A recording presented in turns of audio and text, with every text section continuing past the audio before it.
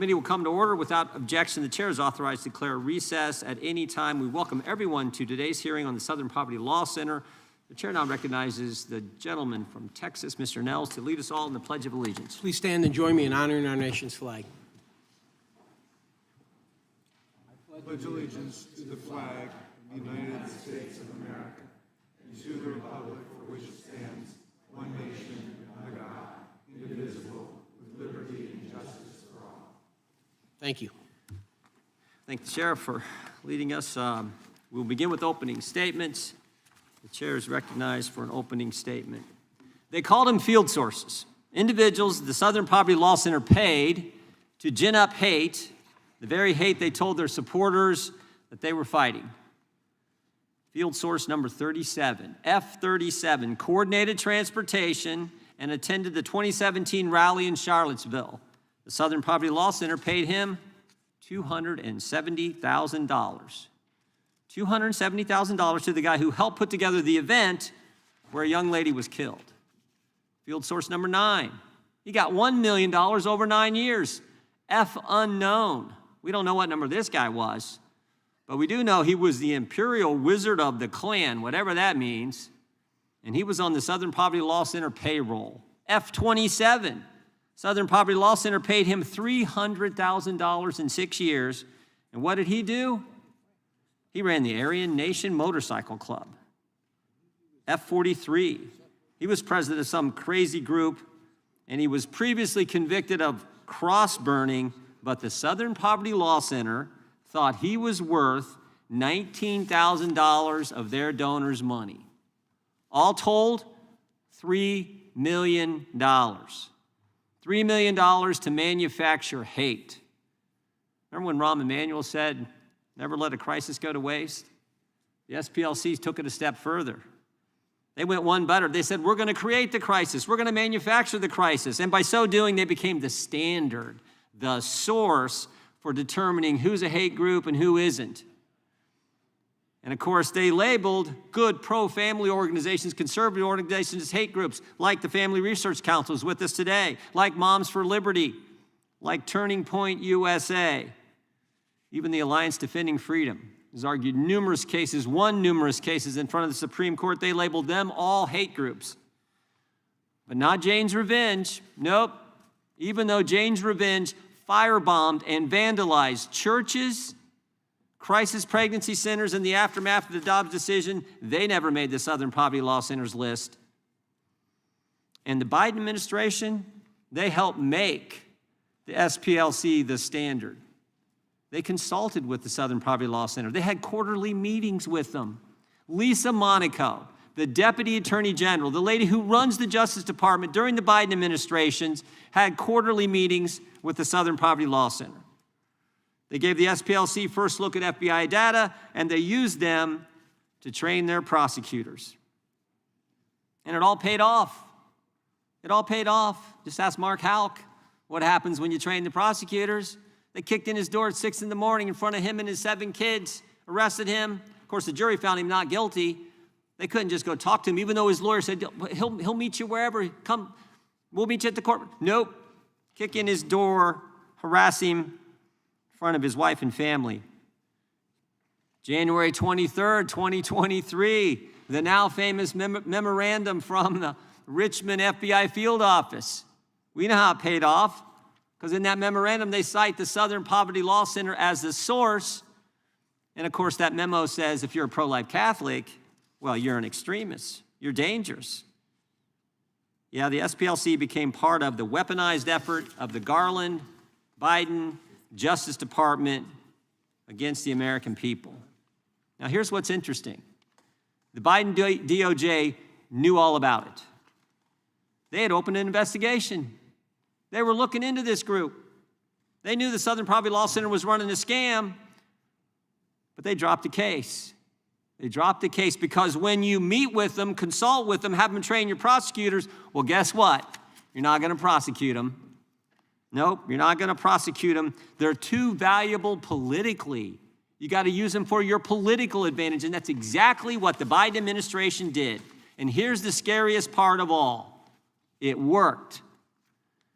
Field source 37, Again, he was the first one I mentioned. He was part of the planning group for the Charlottesville rally. He was paid to coordinate transportation. He was paid to attend. After the event, again, after the event where a young lady is killed, the Southern Poverty Law Center almost tripled their income. It all worked. They went from $51 million annual income to $133 million. Turned out for them, creating hate was more profitable than fighting it. That's exactly what they did. They ran a scam, they became the standard, they didn't get prosecuted, and they made a ton of money. Made a ton of money. They're sitting on $800 million in assets, $700 million endowment fund.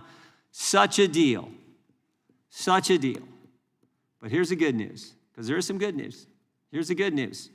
President Trump got elected.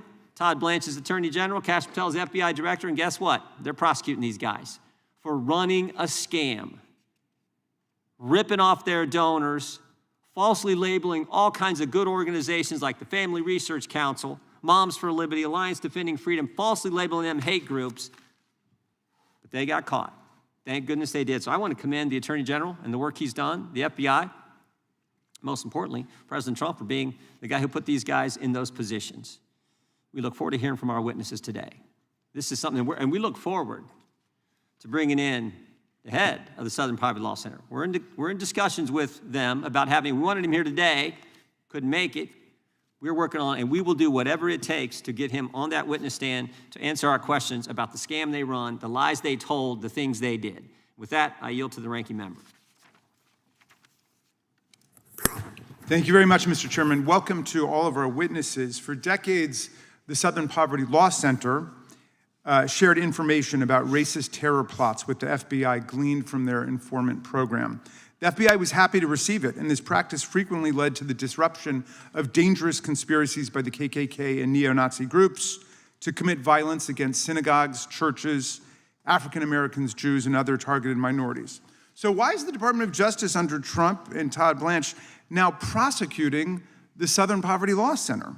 The DOJ says that the SPLC defrauded its donors by paying undercover informants to infiltrate and collect intelligence on these racist groups. But where are all the donors complaining about having been defrauded? Where is the evidence of the fraud?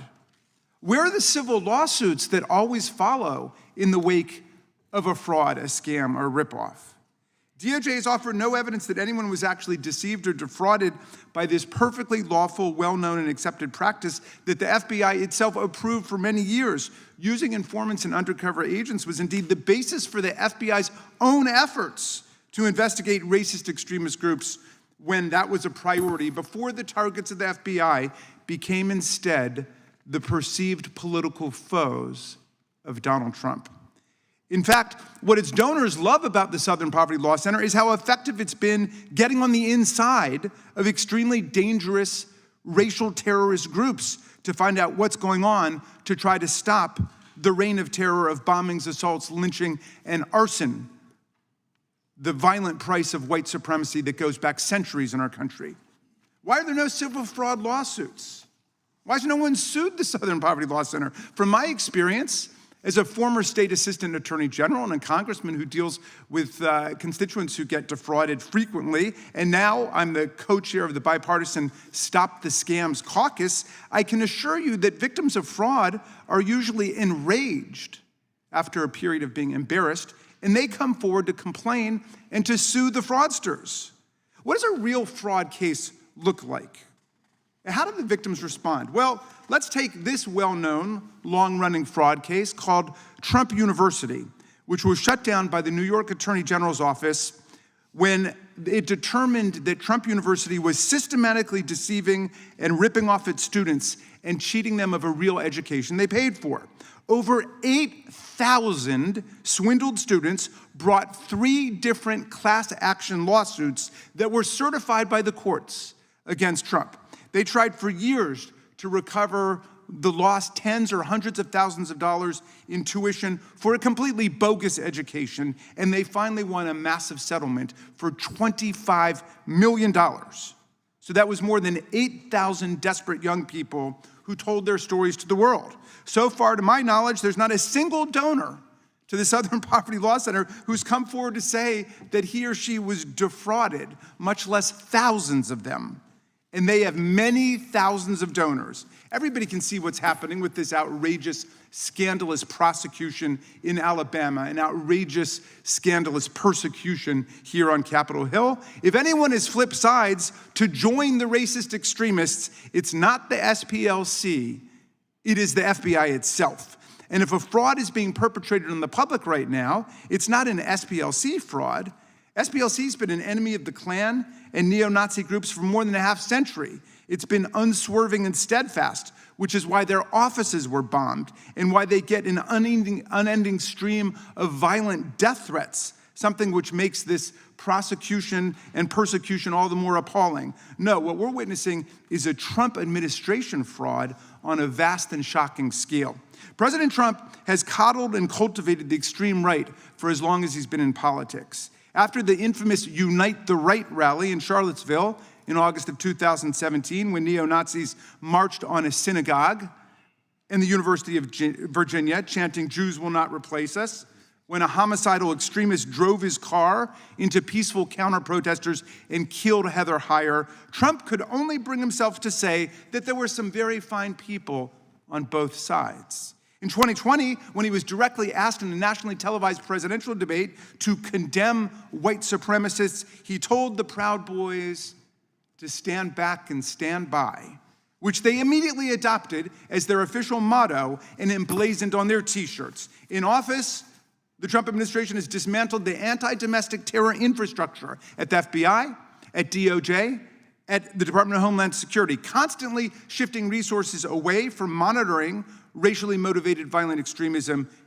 into immigration enforcement. He's gutted the Civil Rights Division, which is charged with prosecuting hate crimes, defunded the Center for Prevention Programs and Partnerships, which had helped prevent more than 1,000 violent terror plots since 2020, and installed a 22-year-old with zero national security experience, except for Model United Nations, his junior year of college, to run what remains of our terrorism prevention office. He's redirected the Civil Rights Division to focus on so-called anti-white discrimination instead of the actual hate crimes devastating communities across America. He fired the federal prosecutors and FBI agents who investigated and convicted the extremists who attacked the Capitol on January 6, 2021. And just this month, the Trump administration released a new national counterterror strategy that literally erases right-wing violent extremism from the record.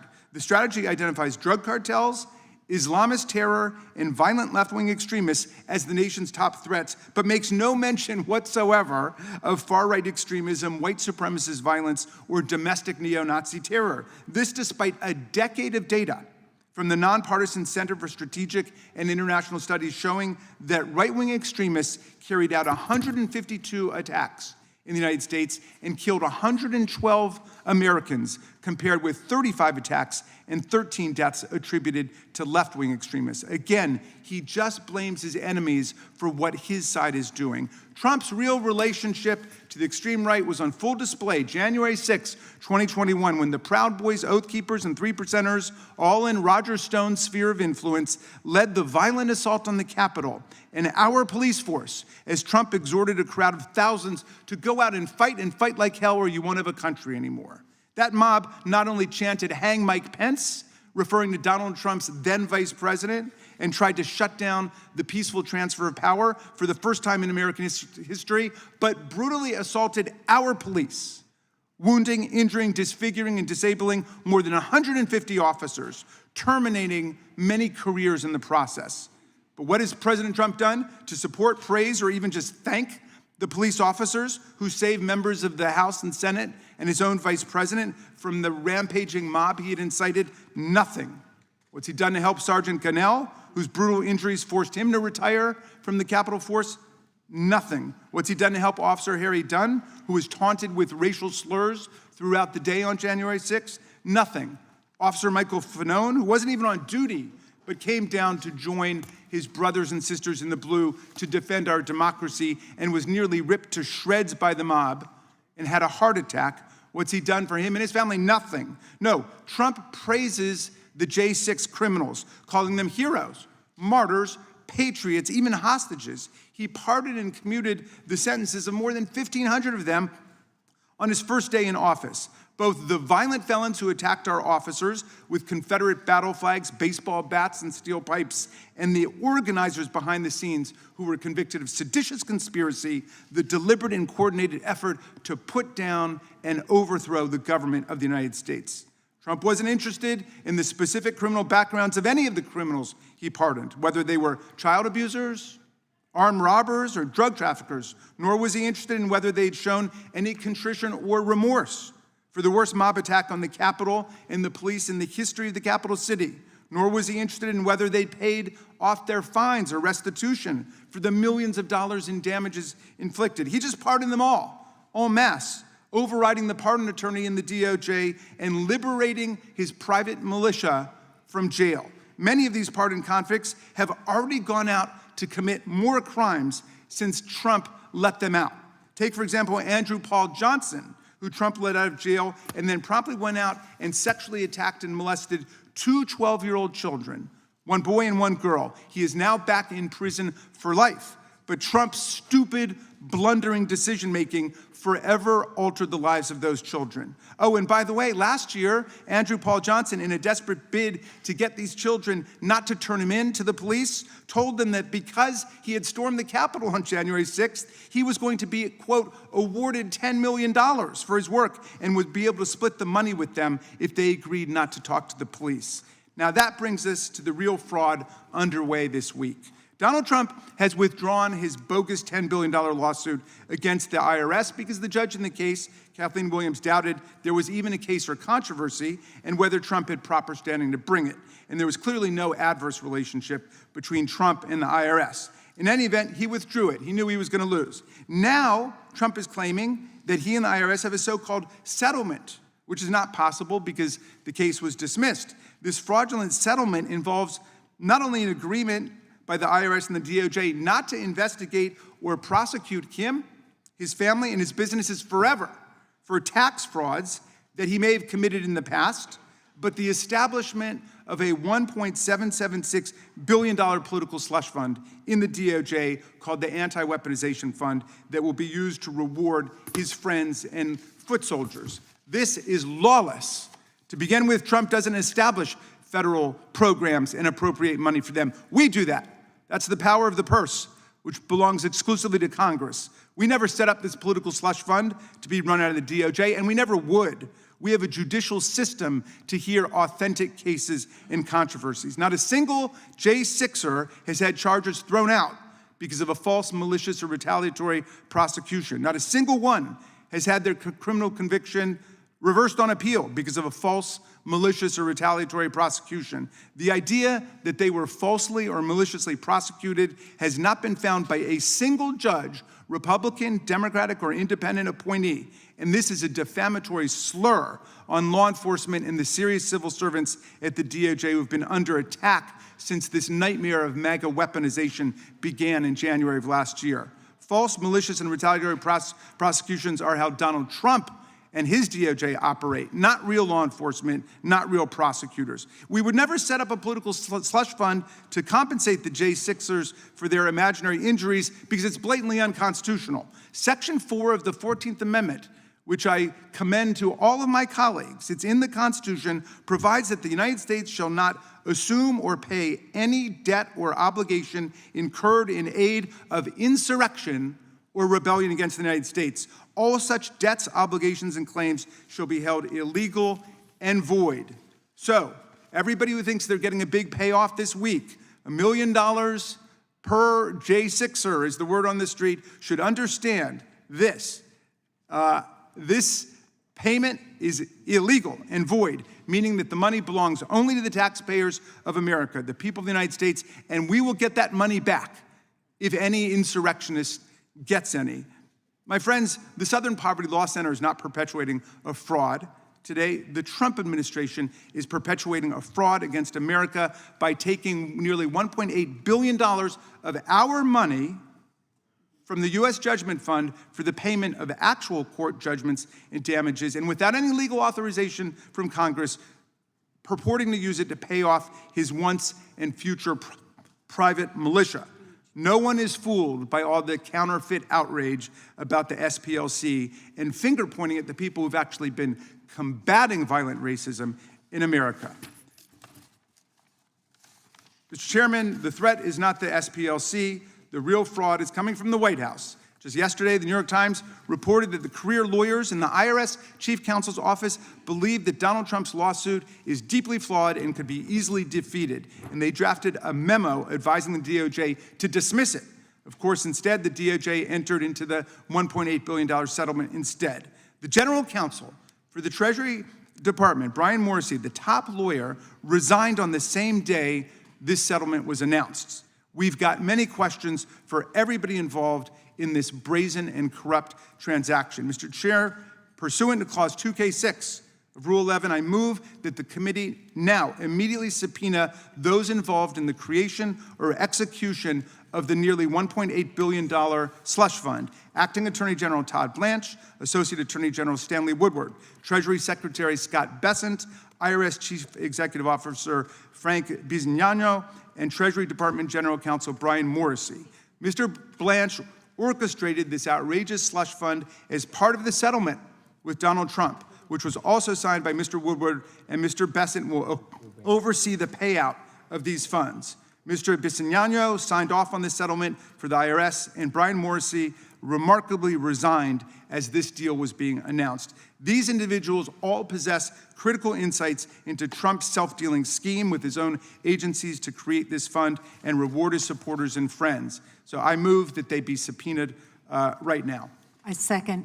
The gentleman has not been recognized for that purpose. We will hold any motions to subpoena in abeyance until the conclusion of today's hearing. We will, without objection, all of their opening statements will be included in the record. We will introduce today's witnesses. We're pleased to have with us Dr. Carol Swain. Mr. Chairman, I just want to request a recorded vote on that, if that's all right. Well, we'll do that when it's time for that, but it's not time for that now. We're holding it in advance. Dr. Swain is author and former professor of Princeton University and Vanderbilt University. She has served on various government commissions, including the National Endowment for the Humanities and the Tennessee Advisory Committee to the U.S. Civil Rights Commission. She graduated Phi Beta Kappa from Roanoke College and received a master's degree from Yale and her PhD from North Carolina. Mr. Tyler O'Neill is a senior editor at the Daily Signal, where his reporting focuses on nonprofit organizations. He previously was an editor at PJ Media and Fox News and is the author of 2 books. Mr. Tony Perkins is the president of the Family Research Council, a nonprofit organization that advocates for family-centered policies. He's an ordained minister and previously served as the chair and vice chair of the U.S. Commission on International Religious Freedom. Mr. Perkins has also previously served as a member of the Louisiana House of Representatives. And Ms. Maya Wiley is the president and CEO of the Leadership Conference on Civil and Human Rights. She previously served in the Civil Division of the U.S. Attorney's Office for the Southern District of New York and worked at the ACLU and the NAACP Legal Defense and Educational Fund. We welcome our today's witnesses and thank them for appearing today. And if you all please stand, we will begin by swearing you in. Raise your right hand. Do you swear or affirm under penalty of perjury that the testimony you're about to give is true and correct to the best of your knowledge, information, and belief, so help you God? Let the record reflect that the witnesses have answered in the affirmative. Thank you, and you can be seated.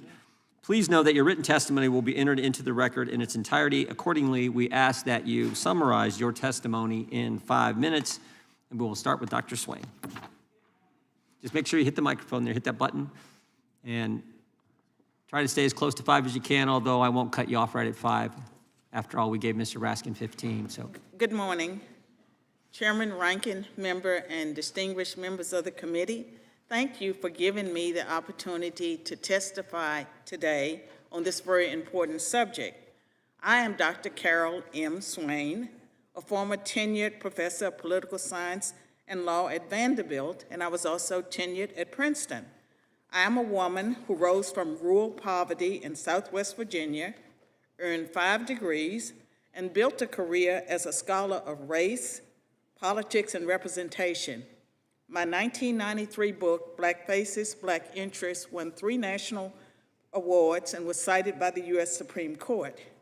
Yet, starting in 2009, I became the target of a sustained smear campaign by the Southern Poverty Law Center, an organization once respected for fighting real hate, but which I believe has become a weapon against conservatives, Christians, and dissenting voices.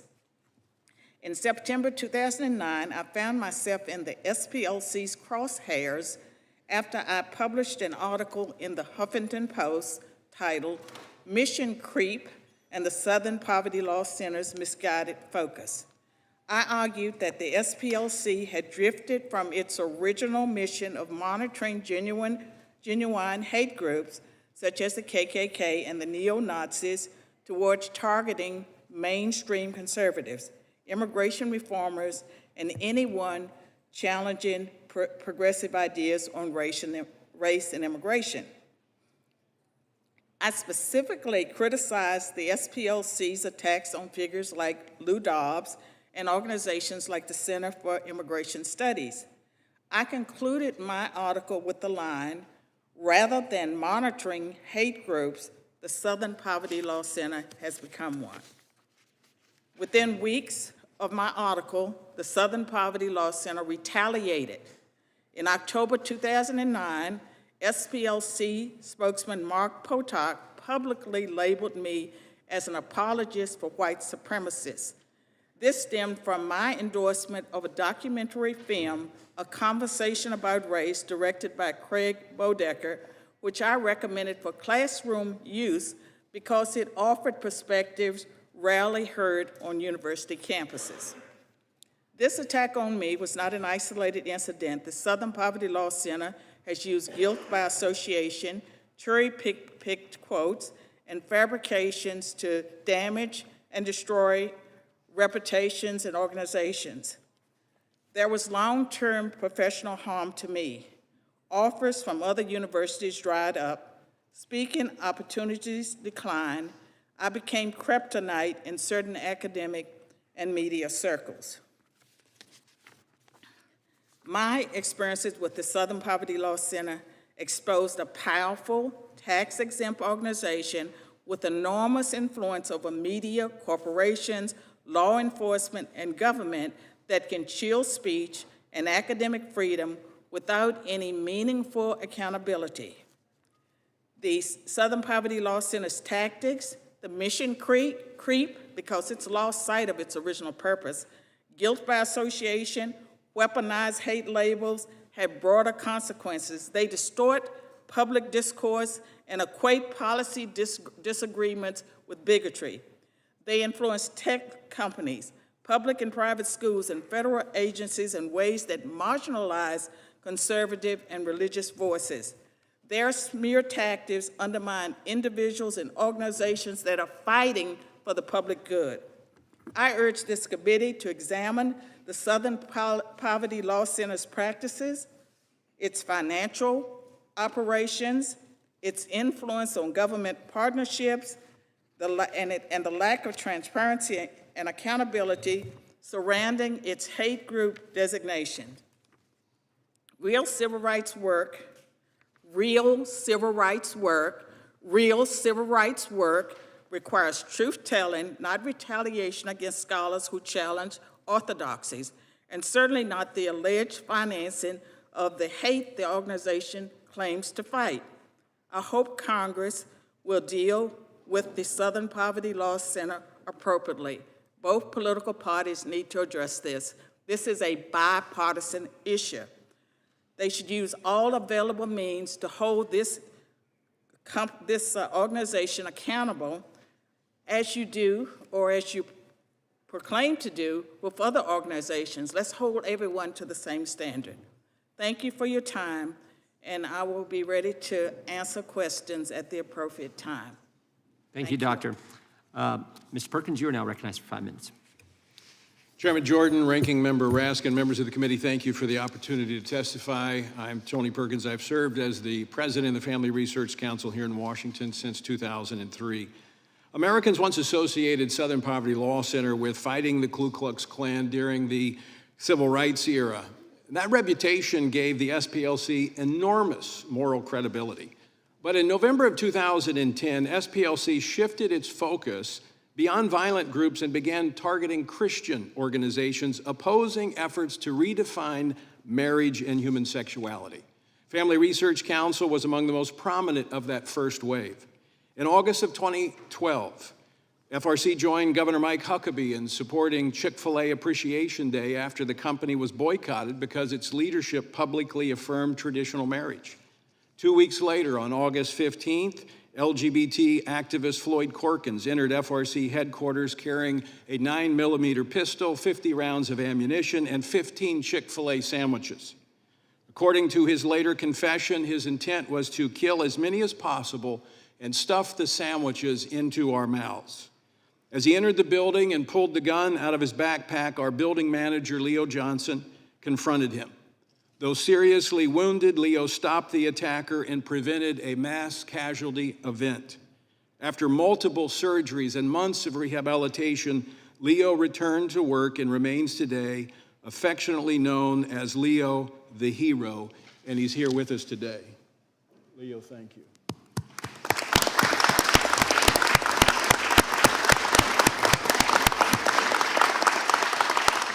The following day, investigators confirmed Corkins confessed to selecting FRC because of SPLC's website and hate map.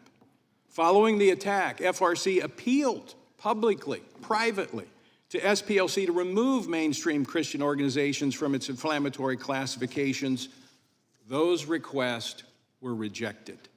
The attack has cost FRC more than $6 million in security-related costs. But the costs extend way beyond one act of violence. SPLC's intelligence project and associated labels became deeply influential on banks, payment processors, and technology companies increasingly relied on SPLC classifications to decide which organizations could maintain accounts, process transactions, and operate online. Around 2016, the SPLC began pressuring financial corporations and technology companies to deplatform and defund organizations that it labeled extremist. Then came Charlottesville. According to the recent federal indictment, a member of the online leadership that planned Unite the Right rally at the direction of the SPLC and helped coordinate transportation for attendees was bankrolled by SPLC. Charlottesville, don't miss this, Charlottesville was a catalytic event for SPLC. As major corporations like Apple, JP Morgan Chase aligned with SPLC, contributing millions of dollars. Shortly afterwards, the coalition known as Change the Terms was formed, led by SPLC and the Center for American Progress, establishing standards that would encourage companies to deny digital access and financial infrastructure to organizations that SPLC labeled. The timeline of Change the Terms closely parallels the acceleration of the efforts to debank and deplatform conservatives. FRC experienced this from Truist Financial, BB&T, Fidelity Investments, GuideStar, Mobile Calls, and other technology-related companies. And SPLC officials openly acknowledged this strategy before Congress. In January of 2020, SPLC official Lakeisha Brooks stated this, quote, "We have lobbied internet companies one by one. A key part of this strategy has been to target these organizations' funding." Brooks continued to describe the coordinated effort to pressure technology companies and financial institutions to restrict access for organizations SPLC opposed. This committee, the issue before this committee, is larger than SPLC fraud. SPLC was the hub, but there are many spokes that made up this wheel designed to crush Christians and conservatives. The congressional inquiry should not stop with SPLC. In America, citizens should not lose banking services, digital platforms, public credibility, and a sense of safety because they believe in biblical marriage and sexuality. When government-related or regulated institutions can apply ideological labels in a coordinated fashion to silence, isolate, and financially cripple opponents, we have political targeting by proxy, and freedom is at risk. Thank you, Mr. Perkins, for that testimony. Leo the Hero, thank you for your courage. We'll now go to Mr. O'Neill. Chairman Jordan, Ranking Member Raskin, members of the committee, I'm honored to testify before you today. I will argue that the Southern Poverty Law Center does not merely track hate, it systematically inflates it, profits from it, and, according to a federal indictment, may even have helped create it. The first thing to know about the SPLC is that it has nothing to do with poverty. The Poverty Palace has an endowment, has assets of $822 million. That's more than 3 times the assets of the National YMCA and almost twice the sum of Planned Parenthood. That's why former employees have suggested mocking mottos for the SPLC, such as making hate pay. How did the SPLC become so wealthy? Co-founder Morris Dees set up a lucrative fundraising engine by suing the Ku Klux Klan into bankruptcy.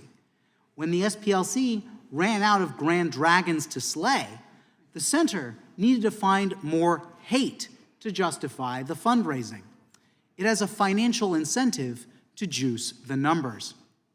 The SPLC began to publish a hate map that plots mainstream conservative and Christian groups alongside Klan chapters. The map includes Moms for Liberty, PragerU, Turning Point USA, and even Focus on the Family. The SPLC says the map reveals the infrastructure upholding white supremacy. This hate map kills 2 birds with 1 stone. It silences conservative dissent from the left's and the SPLC's agenda, and it exaggerates hate to keep the money flowing. The map also includes groups that barely exist, like a Confederate memorabilia shop and a convent. In 2023, I analyzed the map and found that it exaggerated hate by at least 267%. By including mainstream conservatives, double counting groups, and mentioning defunct organizations. Given this track record, is it really so far-fetched to think the SPLC might be propping up some of the very white supremacist groups it claims it exists to oppose? A federal grand jury indicted the SPLC on fraud charges because it had funneled $3 million to members of the Klan.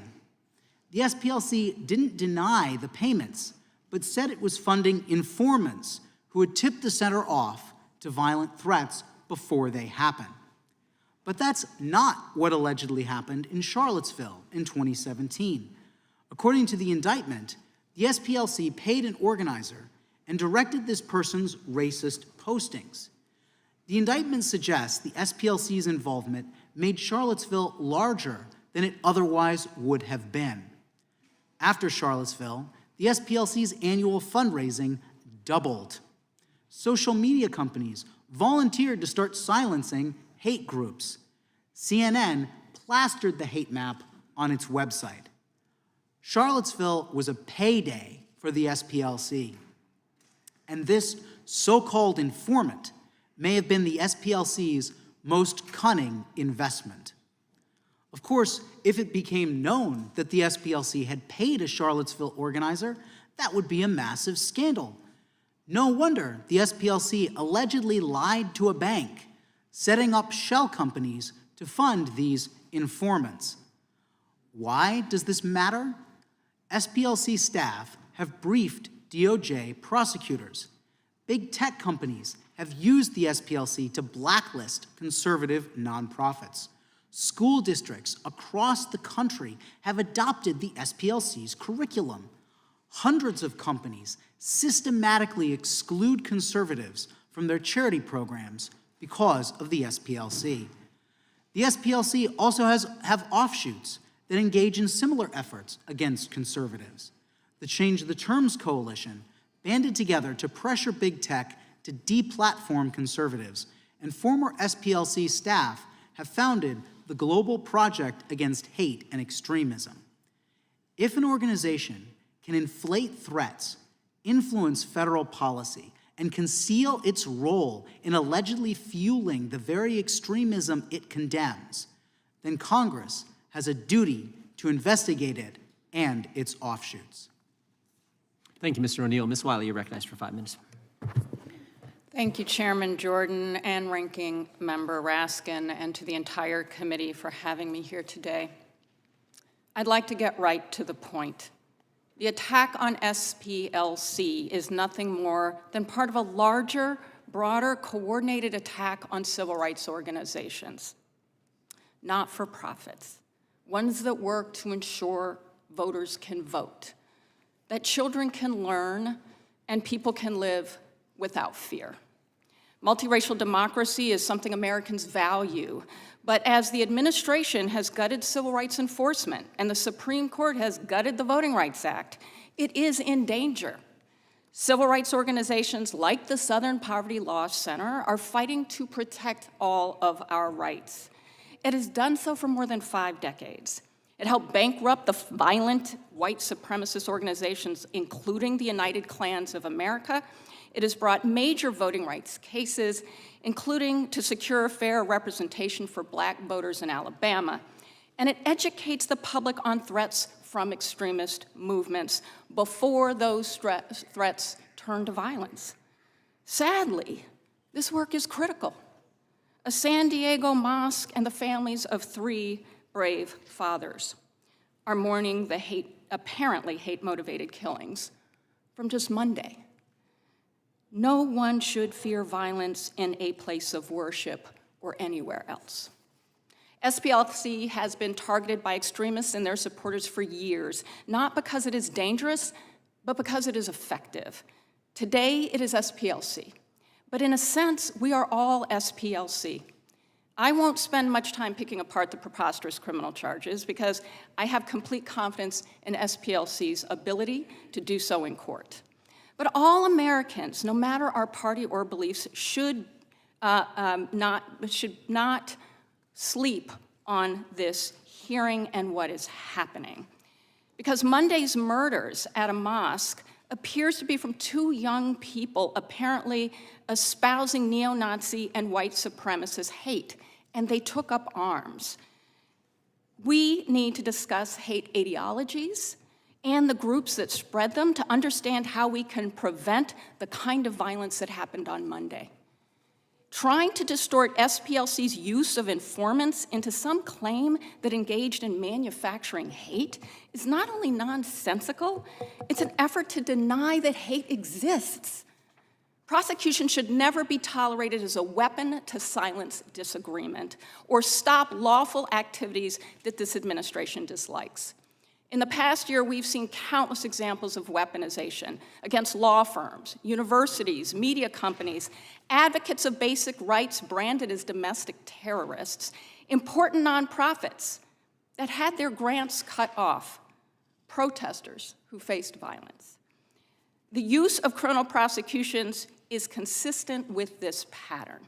And our concern is that no organization seen as dissenting from any administration's policy, large or small, should ultimately face this kind of abuse of power. We are also concerned that some private financial companies, namely Schwab, Fidelity, and Vanguard, have joined in the administration's efforts to cut off funds that donors have asked be sent to Southern Poverty Law Center. In this case, it doesn't appear that conviction is the goal. Starving the SPLC of resources, tarnishing its reputation, and ultimately bullying it into compliance is more likely the point. Luckily, SPLC and civil rights organizations will not be intimidated. SPLC is continuing to fight against hate and to stand up for people's rights. It just sued the Goyim Defense League for anti-Semitic and racist harassment of Jewish and Black residents in Nashville. It has sued to ensure that voters in Cobb County, Georgia are getting their absentee ballots on time. And it continues to educate us about the growth of hate and extremism in this country, which even federal data has shown has doubled since 2015. It is real. The SPLC is far too busy fighting hate to manufacture it. You don't have to like or agree with all of its strategies. I wouldn't ask that. But the fact that SPLC is being criminally charged for its work only shows how much work it has to do. Thank you. That concludes opening statements. Before going to 5-minute questions, the chair recognizes the ranking member for some comments. Mr. Chairman, thank you very much for this. I just wanted to note the very sad occasion of the passing of a distinguished former member of the House of Representatives, Barney Frank, who succumbed to his illness and died just moments ago. And so I wanted to make sure that all members knew about the passing of this great champion of civil rights and civil liberties. Thank you, Mr. Chairman. I yield back to you. Mr. Chairman, if I could just add, I mean, Rep. Frank was obviously a huge advocate for civil rights, particularly LGBTQ rights, and a big advocate for finance reform across our economic structures. So his voice will certainly be missed. Thank you. I would just relate what I remember about, one of the things I remember about Representative Frank was when I first got here, this was back when the motion to recommit was actually a debate. Some of you may remember, 5-minute debate, and I was a freshman. And for some reason, leadership asked me to do the motion to recommit, said, would I be willing to do the motion to recommit on a bill sponsored by Barney Frank? And I said, no, are you crazy? I don't know. It was a financial service bill. I said, I don't know the subject. Plus, I've seen the guy debate. I'd rather not do that, particularly as a freshman. So he was very good at holding his own in any type of discussion or debate. And I think we all have those memories of the late representative. Mr. Chairman. Mr. Nadler is recognized. Barney was a great champion of all kinds of civil rights and civil liberties. I particularly remember the day in 2008 when he became the first member to offer a motion to legalize transgender, to recognize transgender people. Chair now recognizes Chairman. the gentleman from California. At the risk of piling on, we all have, that served with Barney, have some fond memories. I'll just close out mine by saying, from the time I was a freshman, he was very good at coming up to me and saying, Darrell, now you're probably not going to be for this, but you should be. Or some similar ones. And on occasions, it was true. And that was the thing about an incredibly smart, if you will, happy warrior at times. He wasn't always happy, but when he was, and on this committee where I served with him, he was happiest when there was real debate, when he could use his wit to either change minds or at least embarrass those who had come half prepared. So yes, he will be missed, and I thank the gentleman. We now move to 5-minute question. The gentleman from Arizona is recognized for 5 minutes. Thank you, Mr. Chairman. And Ms. Wiley, the SPLC labeled a brilliant black conservative, the woman sitting to your left, Dr. Carol Swain, a, quote, apologist for white supremacists, close quote, simply for daring to disagree with them. Do you personally think Dr. Swain is a racist? I don't know Dr. Swain. What I will say is what's important about the Southern Poverty Law Center's asking work you. is that it identify where and how we have problems. I'm asking you. You're choosing not to answer. Okay, you don't know her. Have you read any of her writings? I have not. Okay, so Dr. Swain, what was the impact of SPLC's radical, unnecessary attack on you? What was the result of that? It actually set in motion a series of events that led to my retiring in 2017. Now, there are more things that happened, but once the Southern Poverty Law Center labels a black conservative as an apologist for white supremacists, then people don't know how to process that. But I can tell you that James Taranto of the Wall Street Journal wrote a 2,000-word article in defense of Carol Swain. That's the title of the article, In Defense of Carol Swain. That helped a lot, but I think that it hurt the Southern Poverty Law Center as well, because people knew that if they went after the author of a book on white nationalism, I published with Cambridge Press in 2002 a book, The New White Nationalism in America, It's Challenged Integration. They went after me, and so I was... You were a tenured professor, Yes. Vanderbilt and Princeton, Yes. and it impacted your career. It definitely impacted my career. Thank you for that information. So let's just cut to the chase here. SPLC is closing on an $800 million nest egg. I happen to have their 990 employees and how much they get paid. The president CEO from this filing from 2024, $466,000 is the base salary. Total with perks, $522,000, and you go on down the list. And when the list closed for me, I didn't see anybody making less than $285,000 per year from them. And there's a reason that Charity Watch gives SPLC an F as a charity. The organization's recent federal indictment for wire fraud alleged that it secretly took some of that money, through over $3 million in donor funds, to informants tied to extremist groups like the KKK, Aryan Nations. And it only confirms what mass resistance has warned about for years, that the SPLC was never fighting hate, was manufacturing it to justify existence. Mr. O'Neill was talking about Eisen, who actually was one of the founders, who was attacking the KKK, and then actually had to shift when they put them out of business because they needed money. And so then it became this mission to attack people and falsely label them and basically gin up the basic money machine that they were doing. And I want to ask you, Mr. Perkins, your team was specifically targeted by SPLC, and as a result of their targeting you for having espousing traditional American and biblical values, there was actually an attempt at mass violence. Can you describe that a little bit and talk about our hero, Leo the hero, just a little bit more? The gunman, who's now serving prison for domestic terrorism, came into the building with a gun. Leo, who is the building manager, was actually standing at the front, asking what he needed. He pulled the semi-automatic pistol out of the backpack. He began shooting. The first round hit Leo in the arm, shattering his arm. He was still able to take him down. More shots were fired. The bullet holes remained in the walls of our building. Leo was able to disarm him and take him down and even recover the weapon. And in following that, watching the footage with the FBI agents who were surveilling it, said, why did he not, he was bleeding out, why didn't he fire the round into Corkins to make sure that he could not come back at him? And I didn't know the answer. As a former police officer, I would have, just as the FBI said, I would have defended myself, not knowing if I was going to pass out. So I asked Leo when he came out of surgery that night. I went to the hospital about midnight. He came out of the hospital, and my first question was, Leo, why didn't you shoot him? And he said, because God told me not to. We're not here for revenge.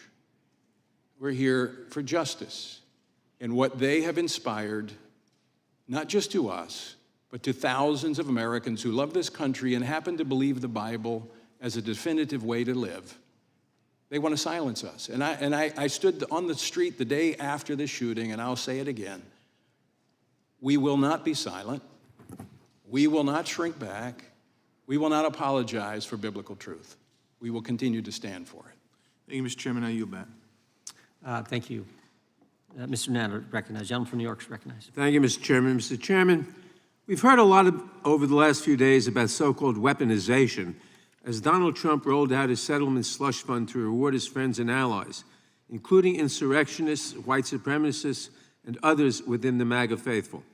But this hearing is among the worst kinds of weaponization, using the power of the Judiciary Committee to further Donald Trump's personal vendetta against those who seek to hold him and his allies accountable. He has weaponized the Department of Justice to stifle dissent, attacking law firms, universities, and members of civil society that dare challenge him.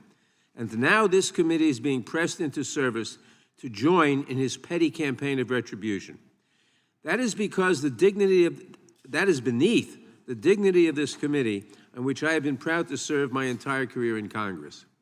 But since we have been called here, I want to talk about the important work that the Southern Poverty Law Center does to take on one of the most malign forces in our society, and that is anti-Semitism. Unfortunately, anti-Semitism in America is not a relic of the past. It is a present and growing threat. The FBI has consistently documented Jewish Americans as the most targeted religious group for hate crimes year after year. We have seen it erupt into mass violence, from the massacre at the Tree of Life Synagogue in Pittsburgh to the attack on Poway, California. We have seen it spread through online spaces, and we have seen it increasingly seep into mainstream right-wing politics, in conspiracy theories about Jewish financiers, in Holocaust analogies deployed as political weapons, and in figures with well-documented ties to white supremacists ascending to positions of influence. The Southern Poverty Law Center is on the front lines fighting anti-Semitism. In 2019, the SPLC won a $14 million judgment against the founder of a neo-Nazi website, the Daily Stormer, who orchestrated a full-blown doxing and harassment campaign against a local Jewish woman. She ended up getting more than 700 gruesome threats online, like being told that she should have died in a concentration camp and that she was, quote, easy to find.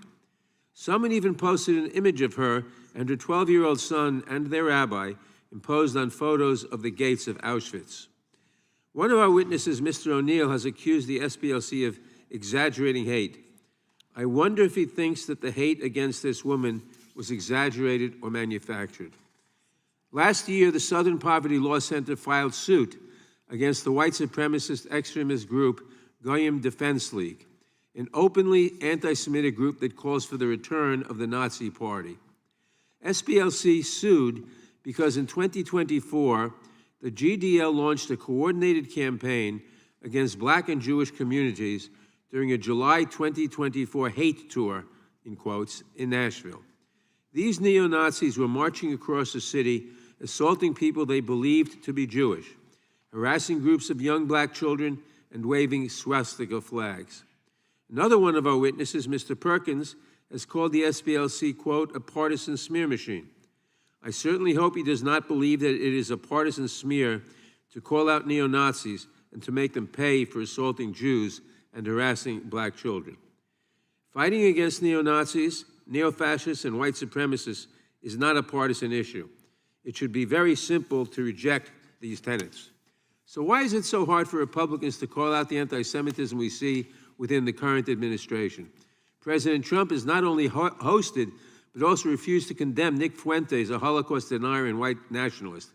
Meanwhile, Republicans have remained silent as the administration attempted to implement political litmus tests in order for synagogues to be deemed eligible to receive security grants, hired known anti-Semites like Kingsley Wilson, Ed Martin, and Sebastian Gorka, and gutted the agencies charged with preventing domestic terrorism. Lip service about fighting anti-Semitism rings hollow when you staff your government with people who embrace it, no matter how many task forces or advisory committees you form. And now they are coming after an organization on the front lines of fighting anti-Semitism and racism in all its pernicious forms. Ms. Wiley, in the time we have left, I want to turn to you. What harm does it do to the Jewish community or any targeted community when Republicans spread false information against one of the few organizations actively fighting hate crimes and tracking extremist groups? Representative Nadler, you actually shared one of the examples I would share, which is the Goyim Defense League lawsuit. This is incredibly important for the Jewish community because anti-Semitism and the Great Replacement theory that we're seeing in so many of these ideologies that SPLC is identifying actually comes for all of us. It comes for people who are Black, comes from people who are transgender, comes from people who are Jewish. And one of the things, and the Leadership Conference on Civil and Human Rights was co-founded with Jewish organizations and leaders. It is part of our roots and history as a civil rights coalition. And we have several of our Jewish groups have signed a letter that has been released today and sent supporting the Southern Poverty Law Center because it even modeled some of the ways that more elevation of anti-Semitism could happen. One last thing I'll point out, because the FBI was well aware of this despite the claim in the indictment. The Southern Poverty Law Center gave a 45-page event threat memo to the FBI before the Unite the Right rally because of the program we're talking about today, and identifying that there would be people there who were armed. And as we saw in what turned out in that rally, it was critically important. Thank you, and I yield back. Gentleman yields back. Mr. O'Neill, they had an extremist file webpage, didn't they? Yes. And they would, on this webpage, they would pick out some crazy hate guy, and they would, some bad guy, and he was like the extremist of the month. They'd highlight him, and they would say, send us money to stop so-and-so. Is that right? Exactly. And F42 was one of the field sources, number 42, chair of some crazy hate group. The Southern Poverty Law Center highlighted him on their webpage. He's bad, he's evil, send us money. Is that right? Yes. Did they tell their prospective donors they were paying this guy? No. They didn't tell him. Did they tell him they were paying him $140,000? No, not to my knowledge. So they said, let's stop the racists even though we're paying him to be racist. That was their pitch. But they didn't tell him that, did they? No, they did not. Is that appropriate, Ms. Wiley? I'm sorry, which part? Sorry. All of that. Is that appropriate to say, tell your donors, this is the extremist of the month, this hateful racist guy is really bad, send us money, but not tell those donors who you're taking their money from that we're paying this guy $140,000. Is that appropriate? Well, we have public reporting that over a dozen donors actually said that they simple spent question. the money Field as intended. Source 42 got $140,000 from the Southern Poverty Law Center, was featured on their webpage as extremist of the year or month or whatever they call these bad guys, and they were paying him and they were getting money. Is that appropriate? Simple question. And donors have supported it, and they keep trying to send So more it is money appropriate. to the Southern Poverty Law No. Center. Is that technique appropriate? That's what I'm asking. That is not unlawful to say that people have done I didn't X, ask if it Y, was or lawful or Z. unlawful. As you said earlier in your testimony, the court's going to determine that when they go to when they go to trial. What I'm asking you, is it appropriate? As I said, the donors have spoken. And in fact, they're trying to send more money now, and their financial institutions refusing to send the money. Is the Alliance Defending Freedom, is that a hate group? I don't know. I don't do designations. Well, they've argued 16 cases before the Supreme Court, won 16 cases before the Supreme Court. They stand for traditional values. Southern Poverty Law Center labeled them a hate group. Are they a hate group? I don't know them, and I don't work on the Well, designations. here's one thing. I'm here to talk about let me the ask you impact this. on Is civil Jane's rights. Revenge, is that a hate group? Because the ADF, they didn't firebomb anybody, but Jane's Revenge did. ADF is labeled a hate group. Jane's Revenge isn't. I want to know how you would label it. I'm not here as a person who designates groups. I'm here to talk about the impact on civil rights. Okay. Mr. O'Neill, you think any of these field sources were double dipping? I mean, during the Biden, Ray, Garland administration, the Justice Department paid a bunch of confidential human sources, a bunch of them. We know a bunch of them were at the Capitol on January 6th. 4 went in the Capitol. And I'm just wondering if the same entity, the Justice Department under President Biden, paying these confidential human sources, who was working with the Southern Poverty Law Center, having quarterly meetings with them, consulting with them, giving them FBI data before anyone else could see it, having them train their prosecutors. I'm just wondering, do you think it was out of the realm of possibility that the Justice Department was paying the same sources the SPLC was paying? I don't think it's out of the realm of possibility. I have no information or knowledge that they were double dipping. I would say that Stephen J. Ross, who is author of The Secret War Against Hate, which is about the history of informants that Jewish groups had placed in some of these violent groups back, decades and decades before the SPLC ever existed. He said that neither the ADL nor the American Jewish Committee nor the Anti-Nazi League did anything like highlighting informants online as in extremist profiles while also funding them. Yeah. Last question, I'll come to you, Mr. Perkins. In your opening statement, you talked about how it was just worse than the SPLC because how they've put themselves out there or become the standard, help from the government, I think, in becoming the source or the standard on evaluating and determining what groups are hate groups, what groups aren't. But it's bigger and broader, it has things. But I think the real thing here is how closely they worked with the government to carry out what they were trying to do. And the reason the Biden administration embraced them, I think, so fully was politics, simple politics. You agree? Well, there are members of this committee that were endorsed by SPLC. They had a C4 was involved in elections, so they were not just an umpire; they were a player on the field as well. So how can they be objective in determining who is a purveyor of hate and who is not? I mean, they had a stake in this. But to your point about their engagement with government, it goes much further than the federal government and the FBI and the Department of Justice and the Department of Defense, which their material was in briefing to the members of the military. But they also continue to have their Learning for Justice, which is about 500,000 educators across America, and bulletins to local law enforcement. And I happen to know because the agency I was with, the sheriff called me and said, hey, we got a bulletin that says you're a part of a hate group. Yep. And he was laughing. Yep. But that is the reach that they've had. This is the hub. They're the hub, but they're spokes that go out and... No, I think that's an appropriate metaphor. My time has expired. With that, I recognize the gentleman from Georgia. Thank you, Mr. Chairman. Mr. O'Neill, have you ever heard the name Michael Donald? I have, yes. I'm very familiar with the case. How about you, Mr. Perkins? You don't know? You've never heard of him? How about you, Dr. Swain? You've never heard of Michael Donald before? You can cut your mic on. I'm not sure, but maybe if you give a little Well, more he was information. the 19-year-old African-American black boy down in Mobile, Alabama. He's the son of Beulah May and David Donald, the youngest of 6 children. He was in community college at the time while working part-time for a local newspaper. And on March 21st of 1981, he was lynched. You've never heard of that before?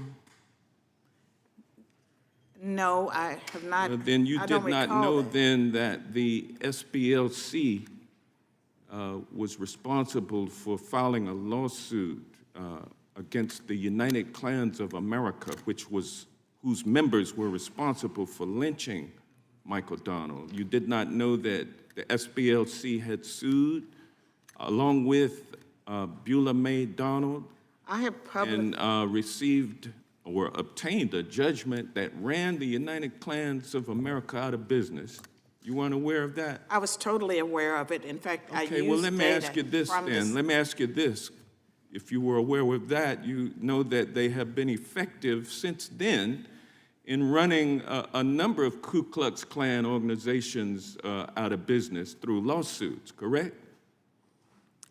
In my You're aware of it, Mr. O'Neill, aren't you? Yes, I'm actually very aware of that and case let me- and because let the me- SPLC okay, all right, edged well, out hold on. Beulah Let me May ask- Donald, let me who ask- wanted to make a let me ask you video about this. it. Well, I You didn't get to said- respond. Hold on now. You've said that Charlottesville was a catalytic moment or a fundraising moment, both of you all have said, for the Southern Poverty Law Center. You're aware of the fact that the Southern Poverty Law Center actually forwarded to the FBI information about Charlottesville before it even happened, before Donald Trump said that the Ku Klux Klansmen down there and the anti-Jewish folks, anti-Semites, were good people. You were aware of the fact that SPLC provided information to the FBI about that. Isn't that correct, Ms. Wiley? That is correct. And they have been very effective at suing organizations, anti-Semitism, anti-racism.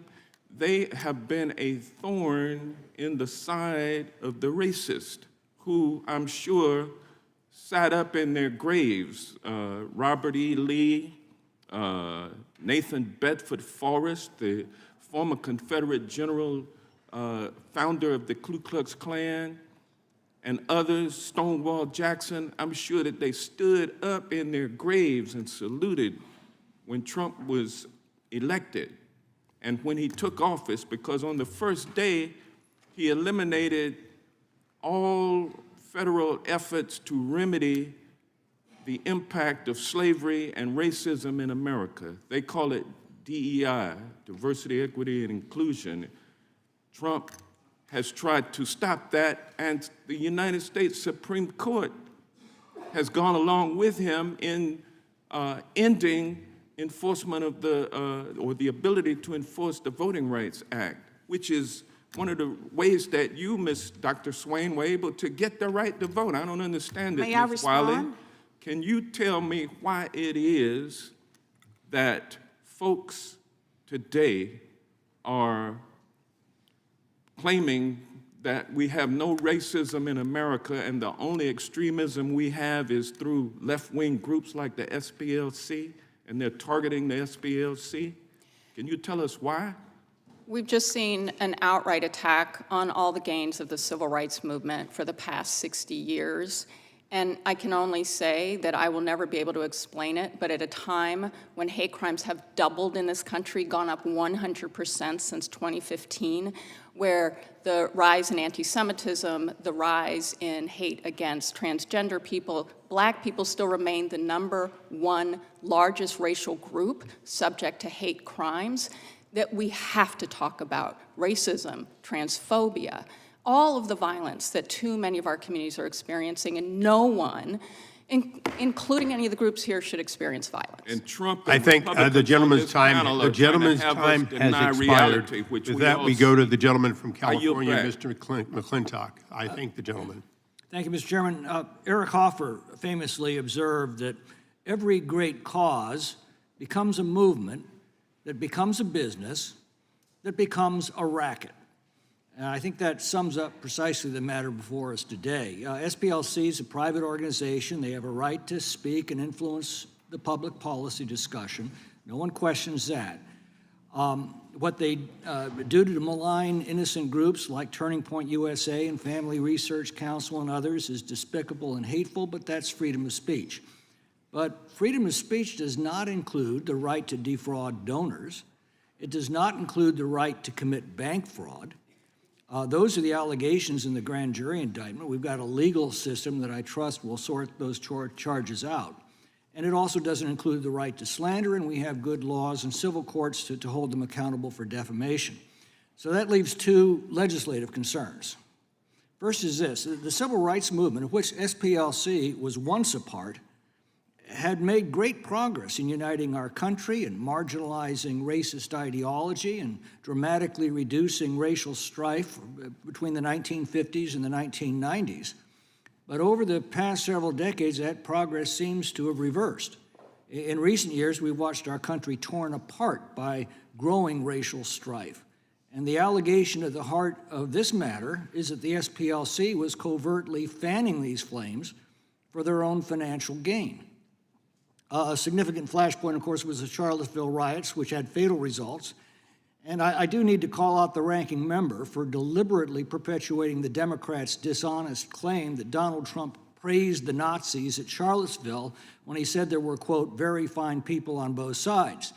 What the ranking member knows but chose to leave out is that Trump then said, I'm not talking about the neo-Nazis and the white nationalists because they should be condemned totally, unquote. Ranking member knows this, and the fact that he perpetuated that today speaks for itself. Mr. Chairman, I Now ask we that have the the gentleman's representative- words be not yield. taken down. Gentleman will not suspend. yield. The gentleman will suspend. What purpose does the gentleman interrupt? I ask that the gentleman's words be taken down. Which words does Which the words gentleman are object which to? words are you referring to? Well, he mentioned twice that the ranking member misled, deceived, and lied to this committee. The gentleman, I didn't He has use the impugned- word deceive. I he didn't has use the impugned- word lie. He has the impugned gentleman, motives. would both gentlemen please suspend? Would the recording clerk read back verbatim that passage is being referred to? Both times. There's only one chair here. I'll take just one of them. It'll be fine. I think we need The gentleman both will of them. suspend. To put it in context, Mr. Chairman, we got to have both The utterings. gentleman will suspend.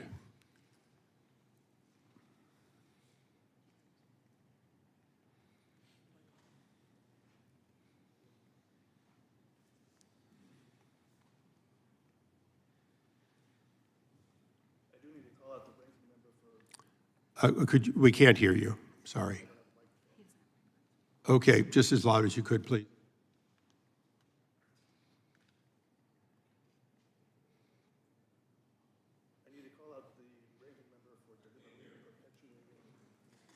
I need to call out, go ahead,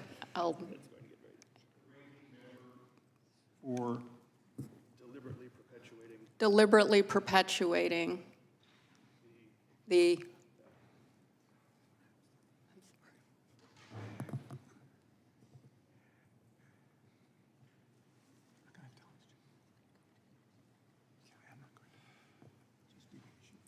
deliberately perpetuating the Democrats' dishonest claim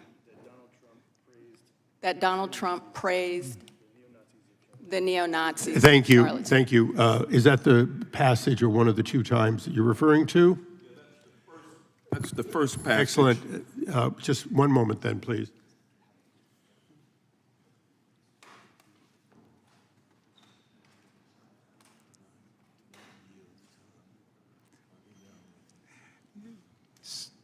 The chairman's prepared to rule.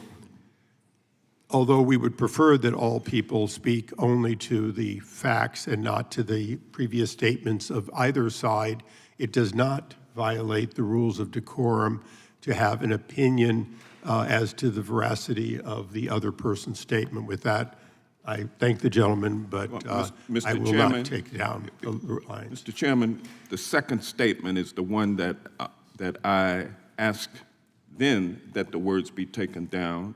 And so it's only proper that we hear the second. Okay, if the gentleman will suspend, I'll be patient.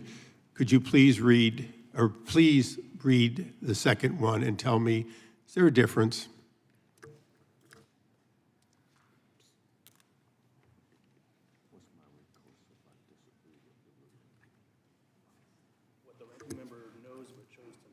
What the ranking member knows but chose to leave out is that Trump then said,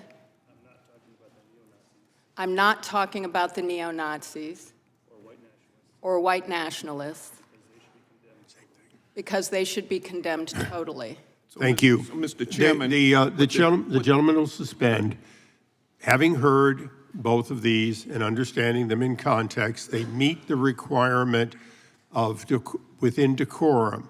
Again, the chair would caution individuals to, whenever possible, to refer to the specifics and not to the testimony or the statements of either side. However, in context, it was not a violation for which the words may be taken down. And with that, the gentleman from California may continue. Mr. Chairman, It is the gentleman from, parliamentary inquirer. it is the gentleman's time. I will hear your parliamentary question after the conclusion of his Point of time. order, Mr. Please. Chair. The gentleman Point will of order, continue. Mr. Chairman. Point of order.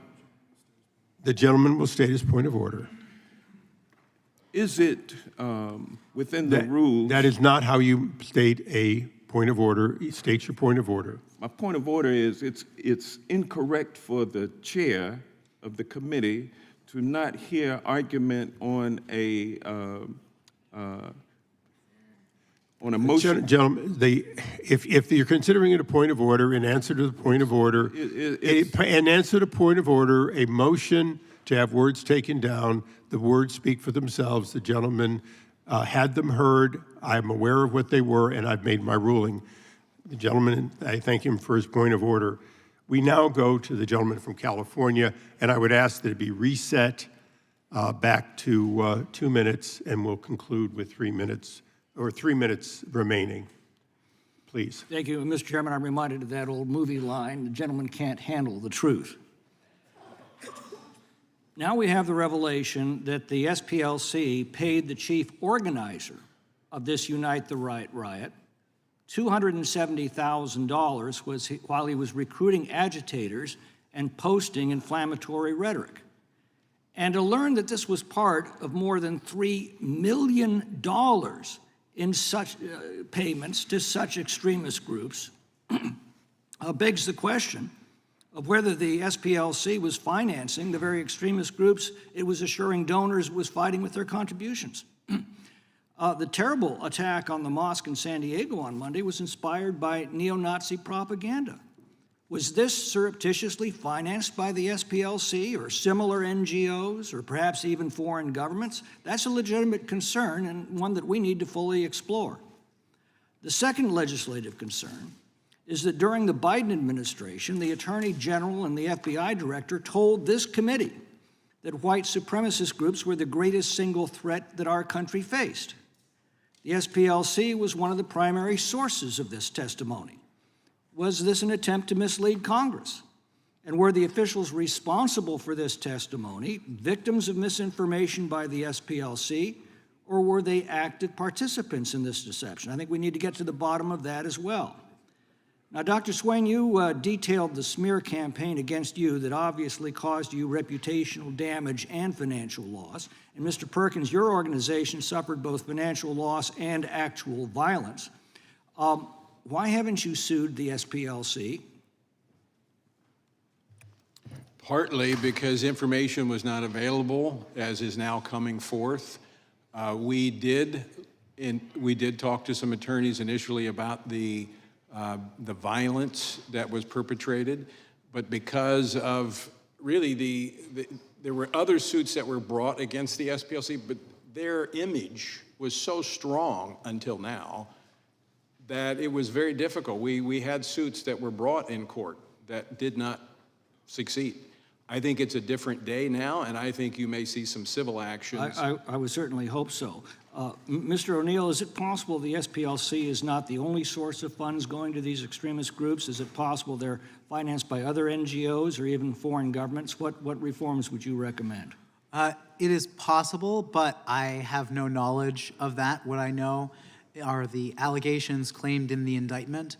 But I would highly encourage Congress to consider adding to any rider of financial disbursements that no taxpayer funds be directed to an organization that systematically slanders and defames mainstream conservatives and Christians, or frankly those on the other side of the aisle, in the way that the SPLC does. Thank you. May I answer the question about why I haven't sued the Southern Poverty Law Center? If that's a question, I'll allow you to briefly answer if you would. Because I didn't have the financial resources. There's no way I could go up against an organization that had the types of resources as the Southern Poverty Law Center. The gentleman yields back. We now go to the ranking member of the full committee, the gentleman from Maryland, Mr. Raskin, for his questions. Thank you very much, Mr. Chairman. Just a footnote to that recent contretemps. I was not remotely offended by what the gentleman from California said, because I'm used to having all of my points misstated by him regularly. It was interesting, he said that I had accused the president of praising the Ku Klux Klan and the neo-Nazis. I never said that. I said he just made himself perfectly clear when he said there were very fine people on both sides. The fact that you can find him contradicting himself immediately thereafter and in other subsequent statements is just a reflection of how Donald Trump speaks. Sometimes China is his biggest enemy in the world, and when he was over in China, then he loved President Xi, and he adored him, and they're great friends, and so on. So that's Donald Trump. But I can't imagine any other president in American history finding very fine people on both sides of an anti-Semitic race attack like the one that led to the death of Heather Heyer. So I stand completely by what I said before, and I reject completely your insinuation that I've misrepresented the reality. All I did was quote Donald Trump's own words. Ms. Wiley, and I'll say one other thing. Very fine people on both sides. You know, to people in Charlottesville, that was a very painful thing. My sister and her family happen to live in Charlottesville. The Ku Klux Klan and the neo-Nazis gathered at the local synagogue. That's where they kicked off their attack on Jews and African Americans in Charlottesville. So some people might be able to roll their eyes at that and say, oh, well, later he read a statement that his staff wrote for him saying that he denounces racist violence, but he made himself perfectly clear. Ms. Wiley, have you heard any of these witnesses today cite any evidence that anybody was deceived or defrauded by the Southern Poverty Law Center, which is the whole heart of this attack on them? Did you hear one iota of evidence being offered that anybody was deceived or defrauded? I have not, and we know, as a matter of fact, that donors continue to try to send money to the Southern Poverty Law Center and being blocked by In fact, haven't dozens of them stood up to say, no, they weren't defrauded in any way. That's why they're supporting the Southern Poverty Law Center, because they've been so effective in going undercover to blow the cover on these racist anti-Semitic plots. Yes, and I just want to note that, and because there was a representation made about the SPLC, that it worked with the Donald Trump Department of Justice providing information from its informant program in the first Trump administration. So that's why we were so concerned to hear that denial that they had knowledge that the acting attorney general had to retract. This is something that should concern all Americans, because no Department of Justice should be behaving this way. Yeah. Well, you know the not-for-profit sector very well. It seems like now one of the lines of attack against the SPLC is that the people who work there make too much money. I just went online and checked out some of the salaried executives of the right-wing groups that we're not having a hearing about today, like the NRA. Wayne LaPierre was making $1.2 million when he was there. You could look at the Heritage Foundation, which in 2023 paid its president $953,000, I think 3 times what they're talking about there. I imagine being the CEO of the Southern Poverty Law Center is a lot more dangerous than being the president of the Heritage Foundation. Just very quickly on that, is there anything to this, the idea that the work of the Southern Poverty Law Center should be trashed and derided and dismissed because the people who go to work there in Alabama are being paid too much money?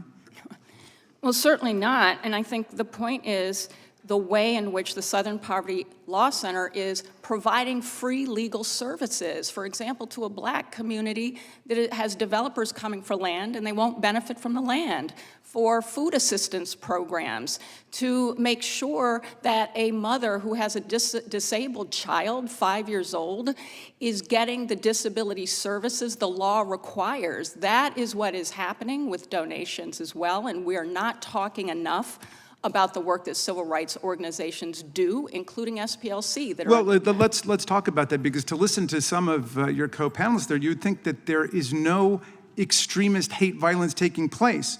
What about the AME Church in Charleston, South Carolina, where Dylan Roof, who was charged up on white supremacy, went out and killed 9 people? How about the Tree of Life Synagogue, the worst anti-Semitic attack in American history, where Robert Bowers, who was consumed with white genocide replacement theory, which we hear from even more mainstream conservative groups, killed 11 people. Is racist violence, in fact, some kind of myth made up by the Southern Poverty Law Center? No, and the government's own data demonstrates that. But also, if you look at... The gentlelady can answer the question, but not go on beyond that. The gentleman's time has expired. Thank you. Thank you. We now go to the gentleman from Virginia, Mr. Klein. Thank you, Mr. Chairman. I appreciate you holding this hearing. The information that has come out in this indictment is truly disturbing. My district is adjacent to the district that includes Charlottesville. Many of my constituents have family in Charlottesville.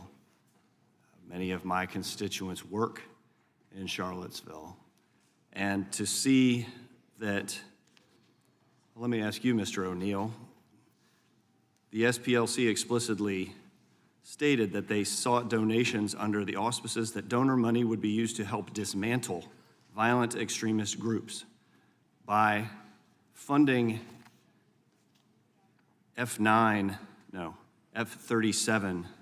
who was a member of the online leadership chat group that planned the 2017 Unite the Right event in Charlottesville and attended the event at the direction of the SPLC.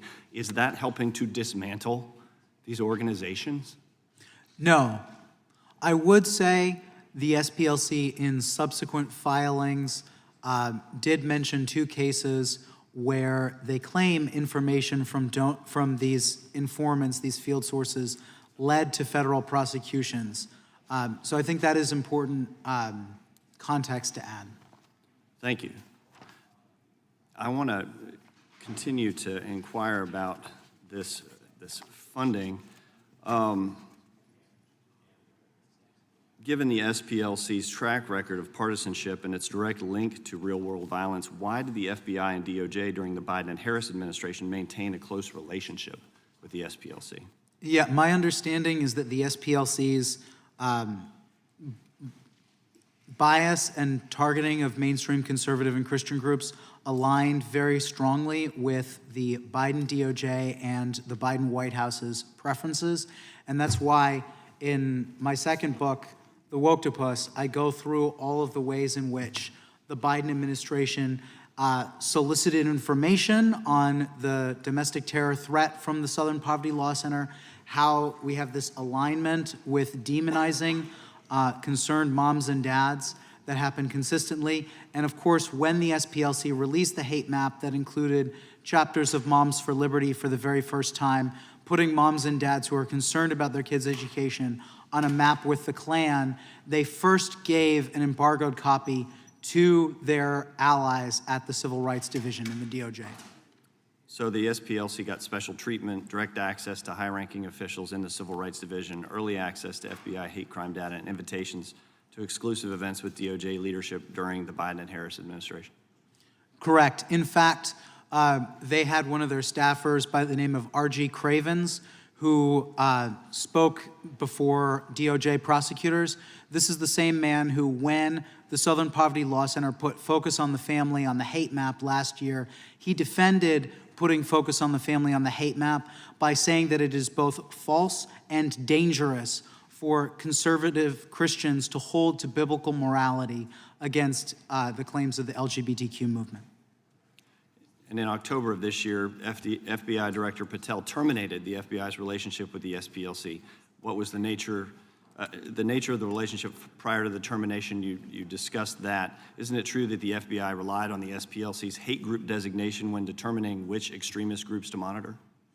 Yes, specifically in the notorious memo from the FBI's Richmond office, which was coordinated with other FBI offices. They cited the SPLC's list of radical traditional Catholic hate groups. Interestingly, that's where my anecdote about a convent comes from, and one of those organizations on that list no longer existed and didn't exist at the time. Can you talk a little bit more about that FBI memo related to the Catholics in Richmond? Yes, so this memo was released by whistleblowers. It was not meant to be publicly disseminated, and only after a whistleblower released the memo did the FBI, the national office, publicly come out and say that it didn't meet the FBI's standards. I'd say that's an understatement. It just took the SPLC's list of radical traditional Catholic hate groups verbatim and put it into the FBI's language in the memo. For background, this is a list of radical traditional Catholic groups that is extremely outdated, according to my sources, and that was developed by Heidi Beirich, who now is leading the Global Project Against Hate and Extremism. She's no longer even at the SPLC. It's truly shocking. Thank you for being here. I yield back. Gentleman yields back. The chair now recognizes the gentlelady from California. Thank you, Mr. Chairman. I know there's a talk of the Department of Justice's vindictive prosecutions of SPLC. I just want to remind us all of something else that the Trump DOJ just did. On April 14th this year, exactly a week before it targeted SPLC, DOJ asked a federal court to vacate the convictions of dozens of leaders of the Proud Boys and Oath Keepers. Now, who are the Proud Boys and Oath Keepers? Both are far-right organizations that spout Islamophobic, misogynistic, and white nationalist ideologies, and both happen to be on SPLC's watch list. Both groups and others like them took up arms for Donald Trump and attacked the Capitol on January 6th. I'd like to ask unanimous consent to put into the record two articles about the January 6th rioters and their later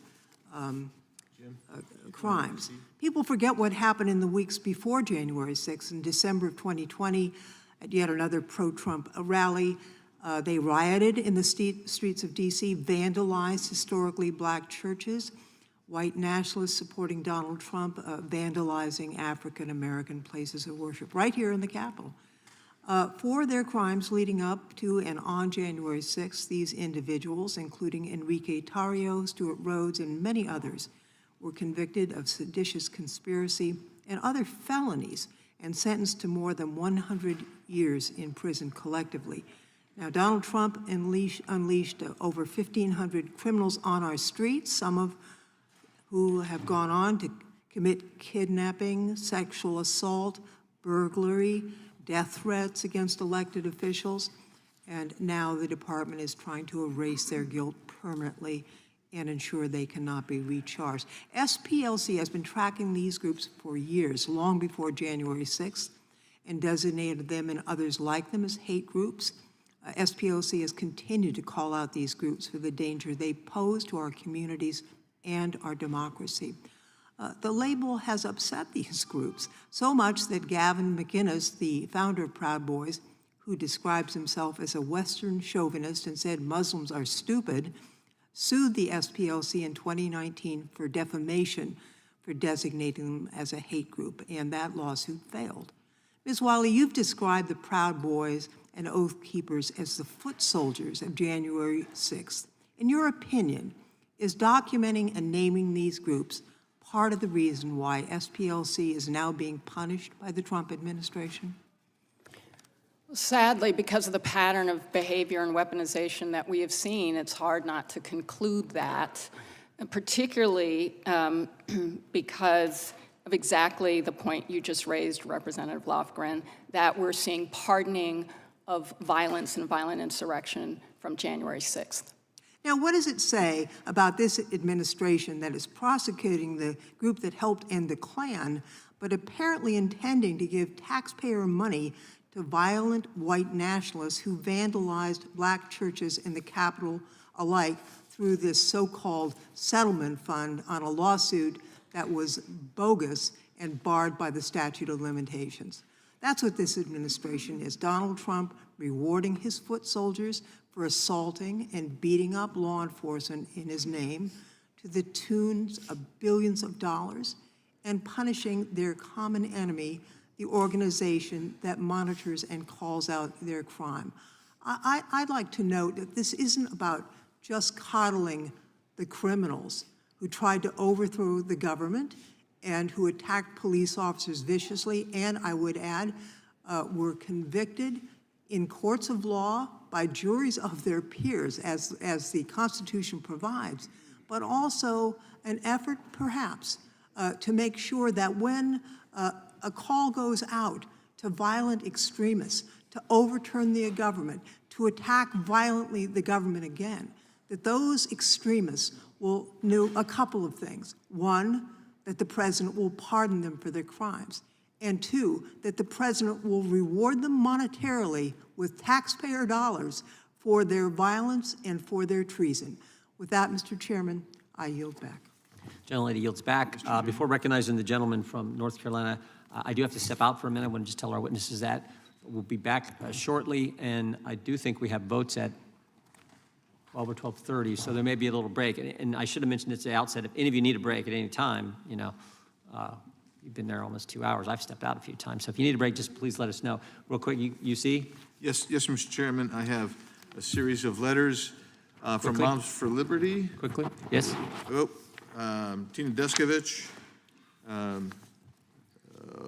Julie Mock, and then a whole series of additional letters from Moms for Liberty. Then I also have... Without objection. Thank Wonderful. you. Southern Poverty Law Center, education materials surprisingly common in red states. Without objection. Arizona School Resource directed teachers to condemn Moms for Liberty, Turning Point USA in their class. Without objection. SPLC curriculum in K-12, Learning for Justice. Without objection. SPLC curriculum in Arizona document. Okay. Additionally, federal grand jury charges Southern Poverty Law Center for wire fraud, false statements, and conspiracy to commit money laundering. Without objection. Southern Poverty Law Center is a scam, not an arbiter of justice. Without objection. SPLC is a hedge fund with a dumb anti-racism newsletter. Without objection. Exposing the SPLC and celebrating their future demise. Without objection. Biden DOJ was in cahoots with SPLC as it funded extremist groups. Without objection. SPLC's wealth raises questions despite controversial activities. Without objection. A 990 filed in October of 2024 by SPLC. Without objection. And America First Legal reveals explosive documents exposing Biden Department of Justice's partnership and coordinated campaign with the Southern Poverty Law Center to weaponize civil rights enforcement. Without Objection. Thank you, Mr. Chairman. Gentleman from North Carolina, Mr. Harris, is recognized for 5 minutes. Mr. Chairman, I'd also like to submit into the record a letter from Awake, Illinois, to the House Judiciary Without Committee. objection. Thank you, Mr. Chairman. I'm so grateful for all you witnesses for being here today, and I want to take just a few moments to talk about the shooting that took place at Family Research Council's headquarters in 2012. That obviously hits home for me because I have followed and admired the great work of FRC as both a pastor involved for a number of years and now as a member of Congress.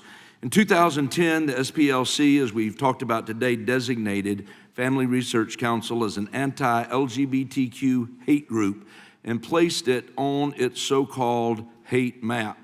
And as I stated in our hearing last regarding the SPLC, there's nothing hateful about the Family Research Council. Family Research Council is a pro-family, pro-life group that promotes the Christian values held by many, many Americans.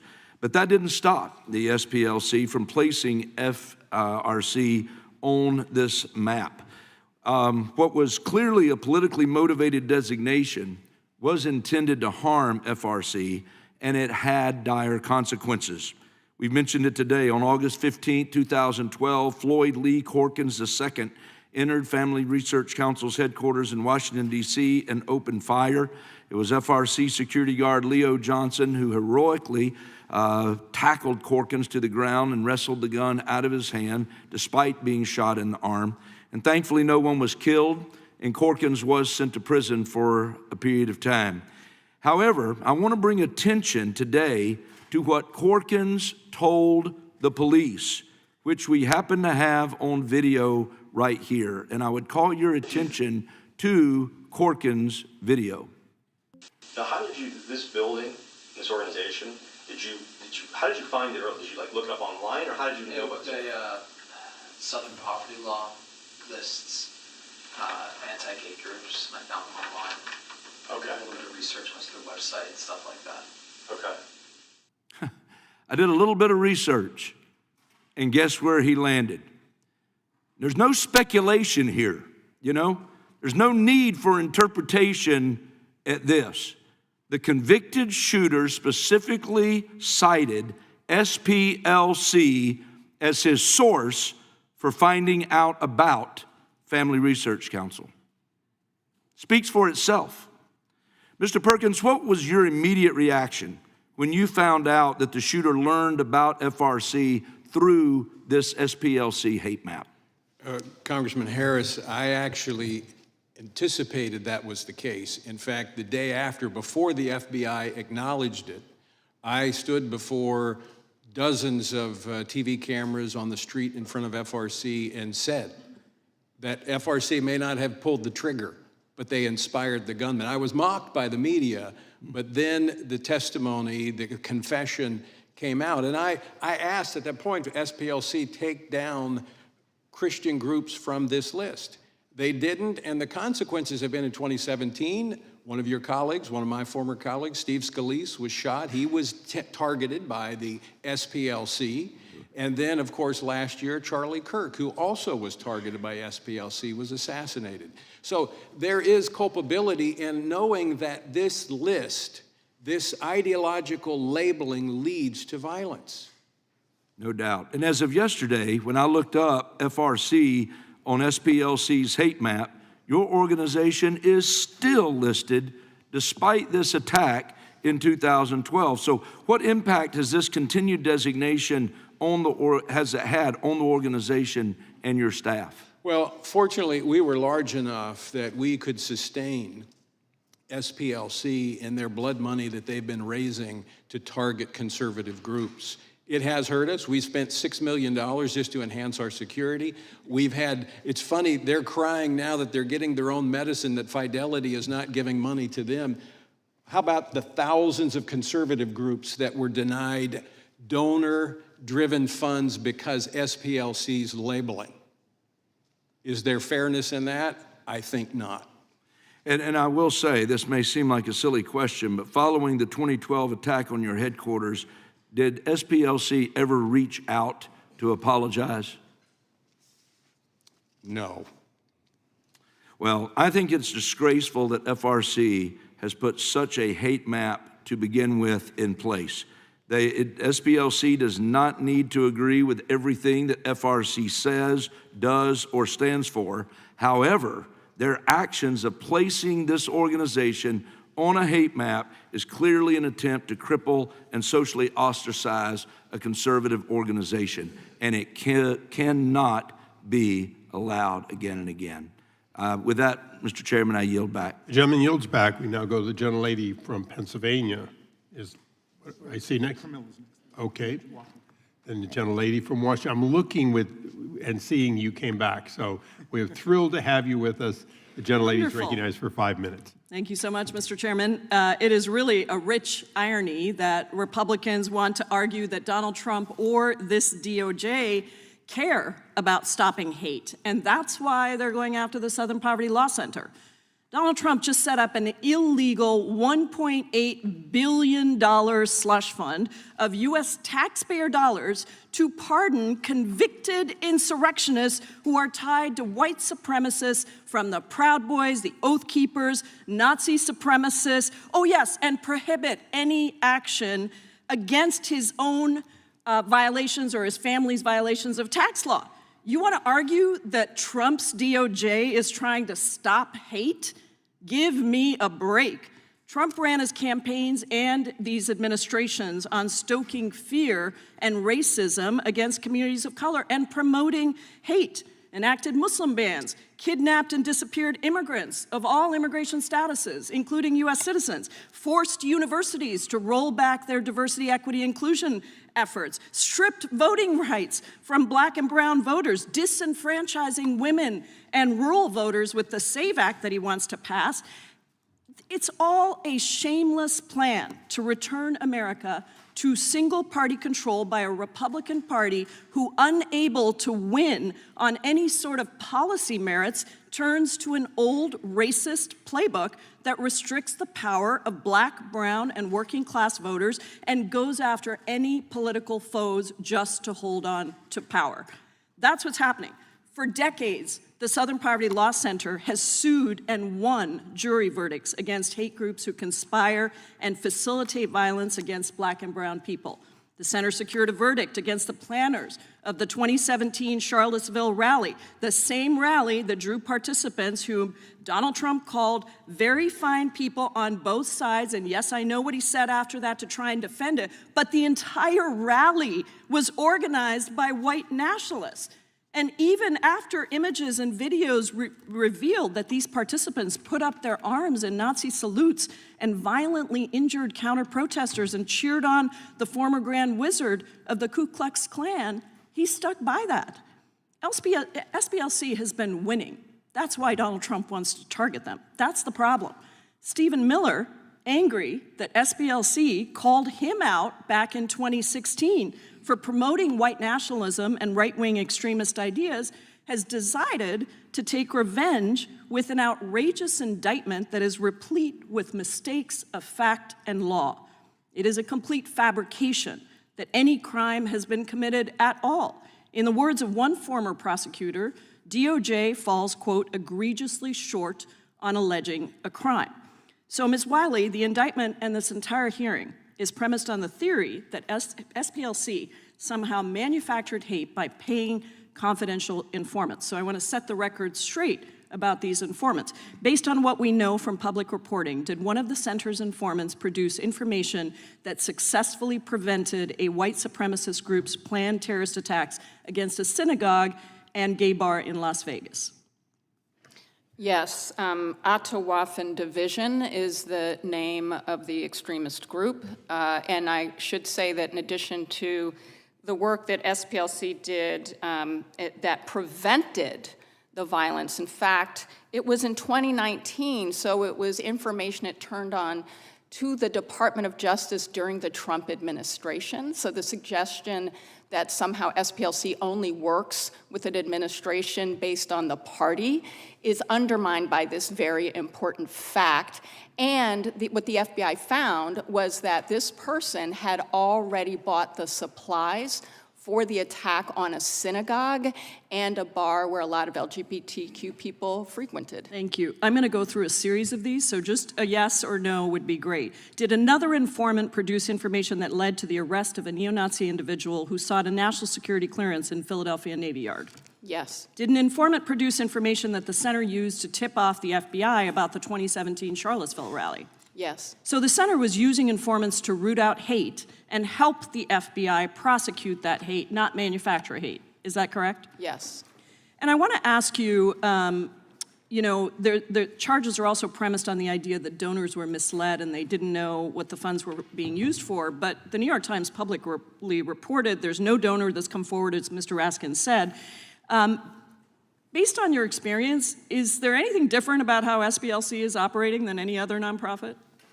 Not that I'm aware of. Thank you, Ms. Wiley. This seems to be a trumped-up case, literally, just to continue to prosecute people who don't agree. I yield back. The gentlelady yields back. Mr. Chairman, We now go to, is this from the UC request? of course. Thank you very much. The first one is The Intercept. We knew they were paying informants. SPLC donors reject Trump DOJ. Without objection. The second one is a letter from the Leadership Conference on Civil and Human Rights, nonprofits together in Without objection. 442 civil rights organizations rejecting the criminal charges. And finally, unanimous consent to introduce a statement from Trevor Potter, president of Campaign Legal Center, former Republican chair of the FEC. Without objection, so ordered. We now go to Mr. Hunt for 5 minutes. Thank you, Mr. Chairman. The talking point for the Democrat high brain today is that Jim Crow is alive and well in America, and I'm sure that some of the SPLC's actions have helped them make this argument. My first question is for you, Ms. Swain. In the 2024 presidential election, were you required to pay a poll tax before you voted? No. I have another question for you. When you went to vote at the voting locations, were you intimidated in any way with baseball bats, fire hoses, or dogs? The only thing that intimidated me is that in my state that you go into, if you have to ask for a Republican ballot or a Democrat ballot, and if you are in a precinct that's predominantly Democrat, I think you would have a lot of fear. Thank you for answering that question, ma'am. For my Democrat colleagues and everyone on the left screaming Jim Crow 2.0, like I hear ad infinitum, let's take a moment to revisit what actual Jim Crow was. Jim Crow was a time when Black Americans could not sit in classrooms with white Americans. It was colored-only water fountains. It was beatings in the streets. It was lynchings. It was fear. It was public humiliation. My own father, who grew up in a segregated South in New Orleans, had to walk around to the back of a restaurant just to order a sandwich in the French quarters of New Orleans because of the color of his skin. That was Jim Crow. And that is precisely why it is so offensive to compare that era of legalized discrimination and racial terror to showing a photo ID in a voting booth. And it's just as offensive when groups and organizations like these manufacture faux hate and racial tension. Requiring identification to vote is not oppression. It is not segregation. It is not racism. It is a basic standard that applies equally to every single American citizen, regardless of what you look like. You need an ID to board a plane. You need an ID to cash a check. You need an ID to buy alcohol. You need an ID to enter these very federal buildings. And by the way, attaining an ID in this country is an extremely low bar. But somehow showing an ID to vote in America is now considered to be Jim Crow 2.0. This is not about civil rights. This is about political theater. And the Democrat Party survives on manufacturing grievance. Democrats invoke the pain of the past because they have nothing to offer for the present. They don't want an honest debate. They want emotional manipulation. They want outrage. They want division, as evidenced by our discussion in this very hearing today. They want Americans to fight each other because chaos is politically useful to them. Words like racism and white supremacy and Jim Crow 2.0. For the purposes of elucidating my colleagues on the other side of the aisle, let's take a hard look at what real Jim Crow was.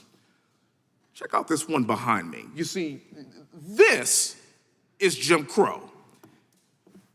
This is what Democrats call Jim Crow. Next slide, please. See, that is Jim Crow. For whatever reason, this is what Democrats call Jim Crow. Next slide, please. That is Jim Crow. This is what Democrats call Jim Crow.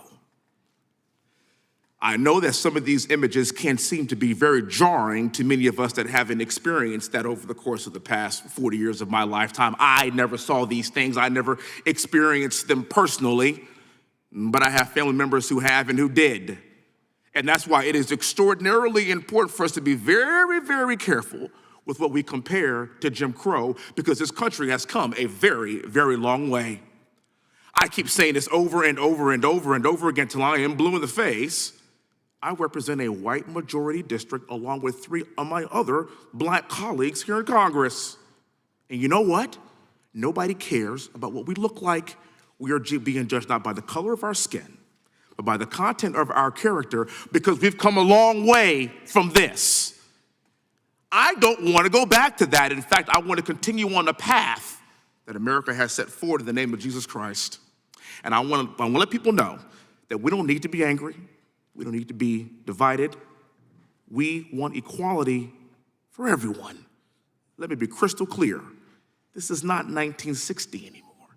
It's 2026. And the fact that groups like these are willing to stoke the flames of hate by funding the KKK is absurd. With that, I yield back the remainder of my time. Thank you for being here. Thank the gentleman. He yields back. We now go to the gentlelady from Pennsylvania, Ms. Scanlon. Thank you, Mr. Chairman. As we heard earlier, in July 1983, the Ku Klux Klan firebombed the Southern Poverty Law Center's offices in Montgomery, Alabama. The Klan carried out its violent attack because the SPLC had stood up against it and has continued to stand up against hate in the following decades, whether it's racial and religious hate, hatred of immigrants, or the LGBTQ community. This melted clock, which was frozen in time by the KKK firebombing, still hangs in SPLC's headquarters as a reminder of the very real dangers of defending American civil liberties from hate. So how grotesque is it, given that history, that the majority has chosen to frame this hearing as an accusation that the Southern Poverty Law Center itself is in the business of manufacturing hate? But with the increasing shamelessness of the Trump administration and its congressional allies, none of us should be surprised that they are desperately trying to manufacture a reason to attack one of the organizations standing up to their assault on American civil rights. They're trying to turn back the clock and drag America backwards into some of the darkest days of our past. What has changed is not the Southern Poverty Law Center, but the way that this administration, with its embrace of white nationalist rhetoric and groups, has decided to rewrite facts and history. In the past year, we've seen pardons of Proud Boys and Oath Keepers who orchestrated the violent January 6th attack. The DOJ hiding from the public government research confirming that right-wing extremism poses the biggest domestic terrorism threat to our nation. The White House issuing NSPM 7 a directive that the Department of Justice and IRS target left-leaning groups that the White House has declared without evidence are a threat to our national security, and members of the administration making repeated statements that they intend to destroy nonprofit groups like the Southern Poverty Law Center that are a threat to their extremist agenda. This White House has engaged in a concerted attack on the pillars of civil society that would ordinarily hold it accountable, going after law firms, the courts, legacy media, universities, organized religion, and even the Pope. We can all see a corrupt DOJ leveraging its power to attack the president's perceived enemies and protect his allies, prosecuting those who've tried to hold the administration accountable, stealing taxpayer dollars to create a $1.8 billion slush fund to make payoffs to Trump loyalists who've been convicted of serious crimes, and giving Trump and his family a gold-plated get-out-of-jail-free card with the settlement agreement that the president's lawyer just signed. The Department of Justice's blatantly political prosecution and this committee's attacks against the Southern Poverty Law Center signaled the revival of an old authoritarian playbook to vilify and discredit those working to combat hate and protect people from oppression. And it's part of this administration's whole-of-government attempt to shut down opposition to its lawless behavior. This administration and its MAGA allies are trying to rewrite facts and history just as they've tried to whitewash the violent January 6th assault on our Capitol and our Constitution. But facts have a way of being sticky. They get in the way of lies. Americans have always sought to bend the arc of history towards justice, to hold those in power accountable, and to spur our country towards a more inclusive and perfect union. And we're not going to stop now. We are not going to allow extremists and charlatans to turn back the clock and take our civil rights and repression and put them asunder with hate. So, Ms. Wiley, the DOJ's indictment targets SPLC itself rather than individuals. Is the administration's goal to take out the organization, and why? Well, I certainly can't speak for the administration. I think that what is so concerning to us as a civil rights community is that the Southern Poverty Law Center has been attacked because it does work to ensure that Black voters can vote, because it does work to show and ensure that fair maps are drawn for places like Alabama and Louisiana, where, yes, because we still have racial segregation in this country, Black people have to be packed or cracked to take away the opportunity for them to decide who can represent them that will actually be accountable to them. These are incredibly important for civil rights, but it's also incredibly important for people's ability to have voice and power, including to dissent and disagree with the policies of this administration. Do you think that The SPLC gentlelady's time might has have been expired. targeted because it published emails by Stephen Miller that were expressing white nationalist sentiments? The gentlelady may answer briefly. Possibly, yes. Thank you. I yield back. Thank you. I now recognize myself. Ms. Wiley, would you agree with the statement that Charlie Kirk was a dangerous extremist?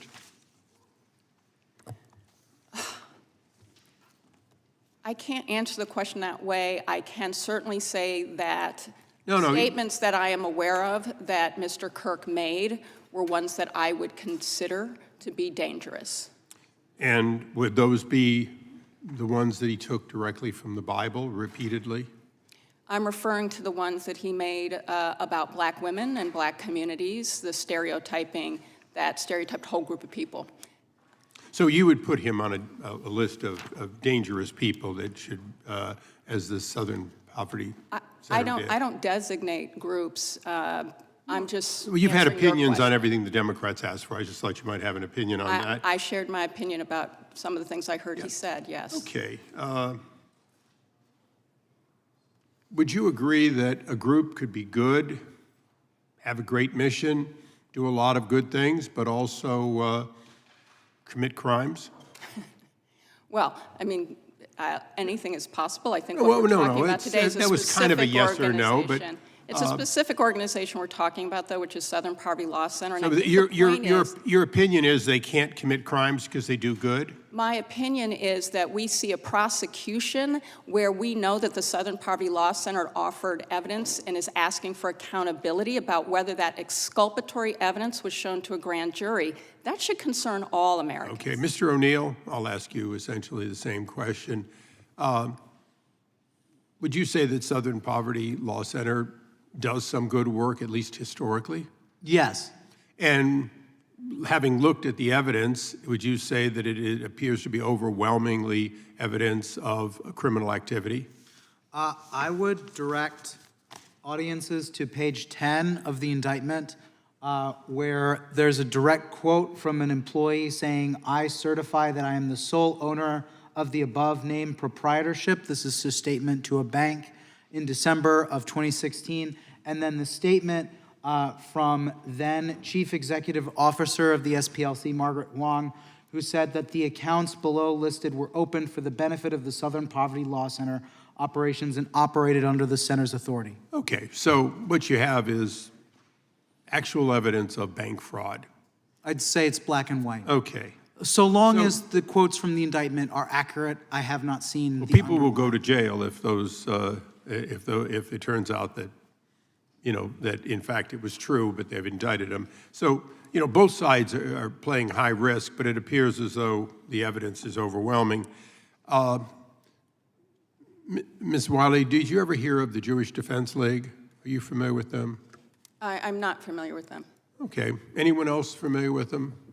You are. Mr. O'Neill, you're familiar with them. They go back to the days of New York City and going after basically white supremacist groups, anti-Semitic groups. Yes. Would it surprise you to know that Irv Rubin and Earl Kruger both went to prison for attempting to blow up my office in 2001? I was not aware of this, but it wouldn't surprise me. Earl Kruger later died in prison. Irv died before being tried, but the other was convicted and eventually actually confessed. So I'm very sorry to hear that. Here's a group you know of. They have a history of fighting anti-Semitism, something that's been mentioned on the other side, and that obviously still exists in this country, as does racism. So you can be a good group, and yet you can have criminal activity, an activity that flies in the face of what you say you stand for. Yes. Ms. Wiley, I asked you that question for a reason. Dr. Swan here has, in fact, a history of being falsely accused, a history of being gone after. Mr. Perkins has given these examples. The other side has spent a lot of time here today trying to tell us that it's all motivated because somehow we're persecuting people in this administration. Do you have any evidence, not anecdotally that, oh, they picked them, do you have any evidence that, in fact, Southern Poverty did not, in fact, commit these crimes? Do you have any firsthand evidence of that? Yes or no, please? Well, the Southern Poverty Law Center has a motion before the court right now which actually says that the Department of Justice admitted that they knew that the banks knew Southern Poverty Law Center owned the accounts. That is evidence in the public record that will be tried in court. I will look forward to that in trial, and I want to thank all the witnesses today for bringing out the fact that we should, in fact, this committee should be looking at these not-for-profits and whether, in fact, they have deviated from their mission. And with that, do we have, you have another? Just a couple you see, yeah. The gentleman's recognized. Thank you kindly, Mr. Chairman. The Guardian, U.S. lawmakers say DOJ rushed Southern Poverty Law Center indictment citing whistleblowers. Without objection. Without objection. House Judiciary Democrats letter read the targeting of Southern Poverty Law Center to Deputy Attorney General Akash Singh. Without objection. That's it for now. Thank you. We now go to Gentlelady from Georgia for 5 minutes. Thank you, Mr. Chairman. Thank you for our witnesses being here today. My father was the president of the Illinois chapter of the NAACP for many, many years. As a child, I learned how to fight for my rights before I even learned how to walk. I marched in protests, sat in meetings, and helped to organize. I want everyone in this room to understand what is happening right now. The Republican Party has launched an all-out assault against civil rights organizations founded to ensure the end of Jim Crow. But that's just one part of this strategy. 3 weeks ago, the Supreme Court gutted Section 2 of the Voting Rights Act in Louisiana versus Calais, saying that, and I'm going to quote, race-neutral considerations, that it could employ race-neutral considerations, end quote, in redistricting. And within days, Southern legislatures, they rushed to wipe out Black representation in Congress. Tennessee called an emergency session to repeal its own law against mid-decade redistricting. It then splintered Memphis, a city that is 60% Black, into 3 districts to dilute the voices of the Black voters there. The state's Black legislators protested, and in response, the Speaker stripped every single one of them of their committee assignments. Tennessee is not alone in silencing Black voices. Alabama moved to reinstate maps a court previously struck down for intentional racial discrimination. Florida passed new racially gerrymandered maps, and we're waiting in my home state of Georgia to see what happens with us on June 17th. Ms. Wiley, and you can just answer yes or no, have you ever seen 5 states move simultaneously to dismantle Black representation in Congress in such a very rapid, short time? No. And while this administration demands attacks on Black Americans' voices with phone calls to governors, it is fighting hard for the right-wing extremist groups who stormed the Capitol on January 6th. Groups whose members are not all white supremacists, but doesn't seem to mind white supremacists. Trump's DOJ has given $1.8 billion of a slush fund taken from taxpayers to pay off the 1,600 right-wing rioters who tried to steal the election for him. That's $1 million for each rioter, with $100 million left over. Ms. Wiley, what message does this send to the country that this administration is prosecuting the organization that takes down white supremacists while stealing taxpayer money to give to white supremacists? I wish I had a word, and I don't have a word for that, except to say that the American public should be outraged. Southern states are tripping over themselves to eliminate Black representation in Congress. The president is doling out reparations to white supremacists, and DOJ has indicted the Southern Poverty Law Center, an organization built to defend the rights of Americans, on charges so flimsy that it would make Bull Connor and George Wallace blush. Americans deserve a voice in our democracy, representation of their interests, and should not have to fight for their basic civil rights again and again and again. Race should not be a factor. This is an attempt to roll back the progress made through the civil rights movement and strip Black Americans of their voice in public life, using the same tactics as Southern segregationist states following the death of Reconstruction for the very same goal. I am a child of the civil rights movement. We have seen this before. If we needed a reminder or a wake-up call that Jim Crow is alive and evolved, these legislatures made sure that we got the notice. Ms. Wiley, would you like to expand on any previous questions or statements that you weren't able to complete?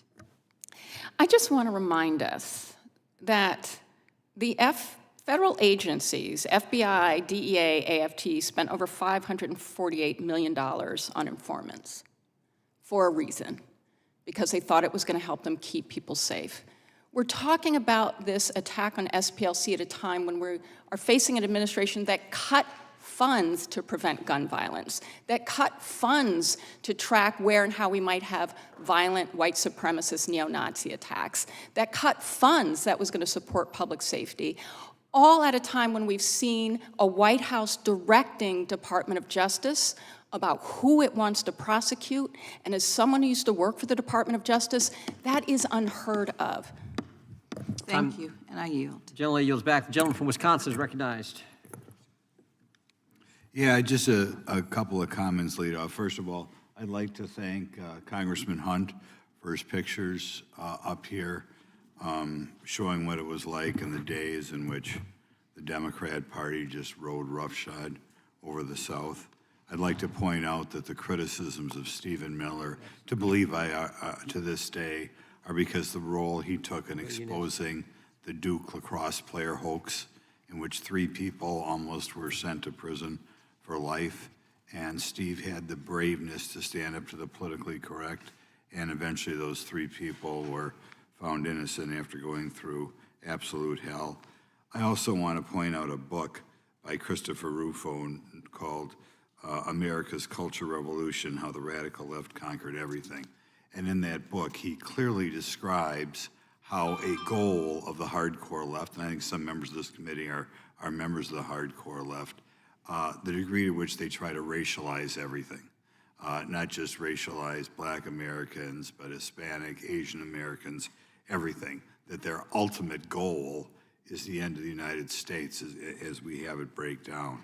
And it should be mandatory reading. And I think when you talk about Joe Biden screaming about white supremacy all the time, I think a lot of us must wonder, what in the world is he talking about? But what he's talking about is he's trying to divide America on racial lines, which is really just a horrible thing. And finally, I don't have time to look into it. I know if you Google Ann Coulter and Proud Boys, and Ann Coulter is a many times New York Times bestseller, you may get a different version of the narrative we'd had today on the Proud Boys. Okay, now we're going to start off with Mr. O'Neill. Given the SPLC's long documented pattern of partisan activism, financial misconduct, and by the way, the financial misconduct by itself is enough that nobody should ever be citing them for anything, and its recent federal indictment for secretly funneling millions of dollars to individuals tied to extremist groups, how do you explain the continued willingness of major press outlets to cite the SPLC as an authoritative source? And by the way, I think 12 years ago, 13 years ago, any reasonably well educated American would have known that the SPLC was just a disgusting made-up group. And I would think that any newspaper, magazine, online magazine that cites them should be considered totally discredited, anybody who's done it the last 12 years. But how do you, Mr. O'Neill, explain why so-called major press outlets, at one time prestigious outlets, still cite SPLC as an authoritative source? I think it's because the SPLC positions itself as a weapon of the left by demonizing the sorts of conservatives that many in the mainstream left want to render irrelevant, and therefore it is a weapon, a reputational weapon against people who are inconvenient for the left's narrative. Yep. Go ahead, Mr. Perkins. Well, they leverage their relationship with government to be able to do that with the media, and then they leverage the relationship with the government with the corporations, and that's how they were able to get the corporations to debank and de-platform conservatives, because of that relationship. I go back to the illustration of the hub. They're at the center of it, but they're not alone. Right. Yes? I would also say that they leverage their relationship with universities, especially law schools, because a lot of their the law students will go and intern with the Southern Poverty Law Center. Okay. Very good. It just still bugs me that they go after Stephen Miller for finding those 3 lacrosse guys innocent. Doesn't it just bug you? And you know that's what it's all about. We'll go to Tony Perkins. Your organization's falsely been labeled a hate group. I mean, to me, you're about the most wholesome organization in the country by SPLC for holding mainstream pro-life, pro-family positions. Man, they hate those pro-lifers. Given that this designation was cited by the perpetrator of the 2012 attack, how do you assess the responsibility of these sort of organizations? Well, again, we warned them to take down that label, and we've had subsequent attacks on people who have been labeled by them, including the latest Charlie Kirk, who was assassinated. There is culpability here, and I think that we need to look at going back to that government leverage that they've been using. They should never have a relationship with a government entity again. Right, they just hate Christianity, don't they? Just hate it. Dr. Swain, do you want to comment on that? Would you like to comment? Time. Oh, I'm sorry. Time of the gentleman has expired. The chair now recognizes the gentlelady from Carolina, North Carolina. Thank you so much, Mr. Chairman. Just reminding people that many of the roots of anti-racism and civil rights in the South came from the churches, very Christian people.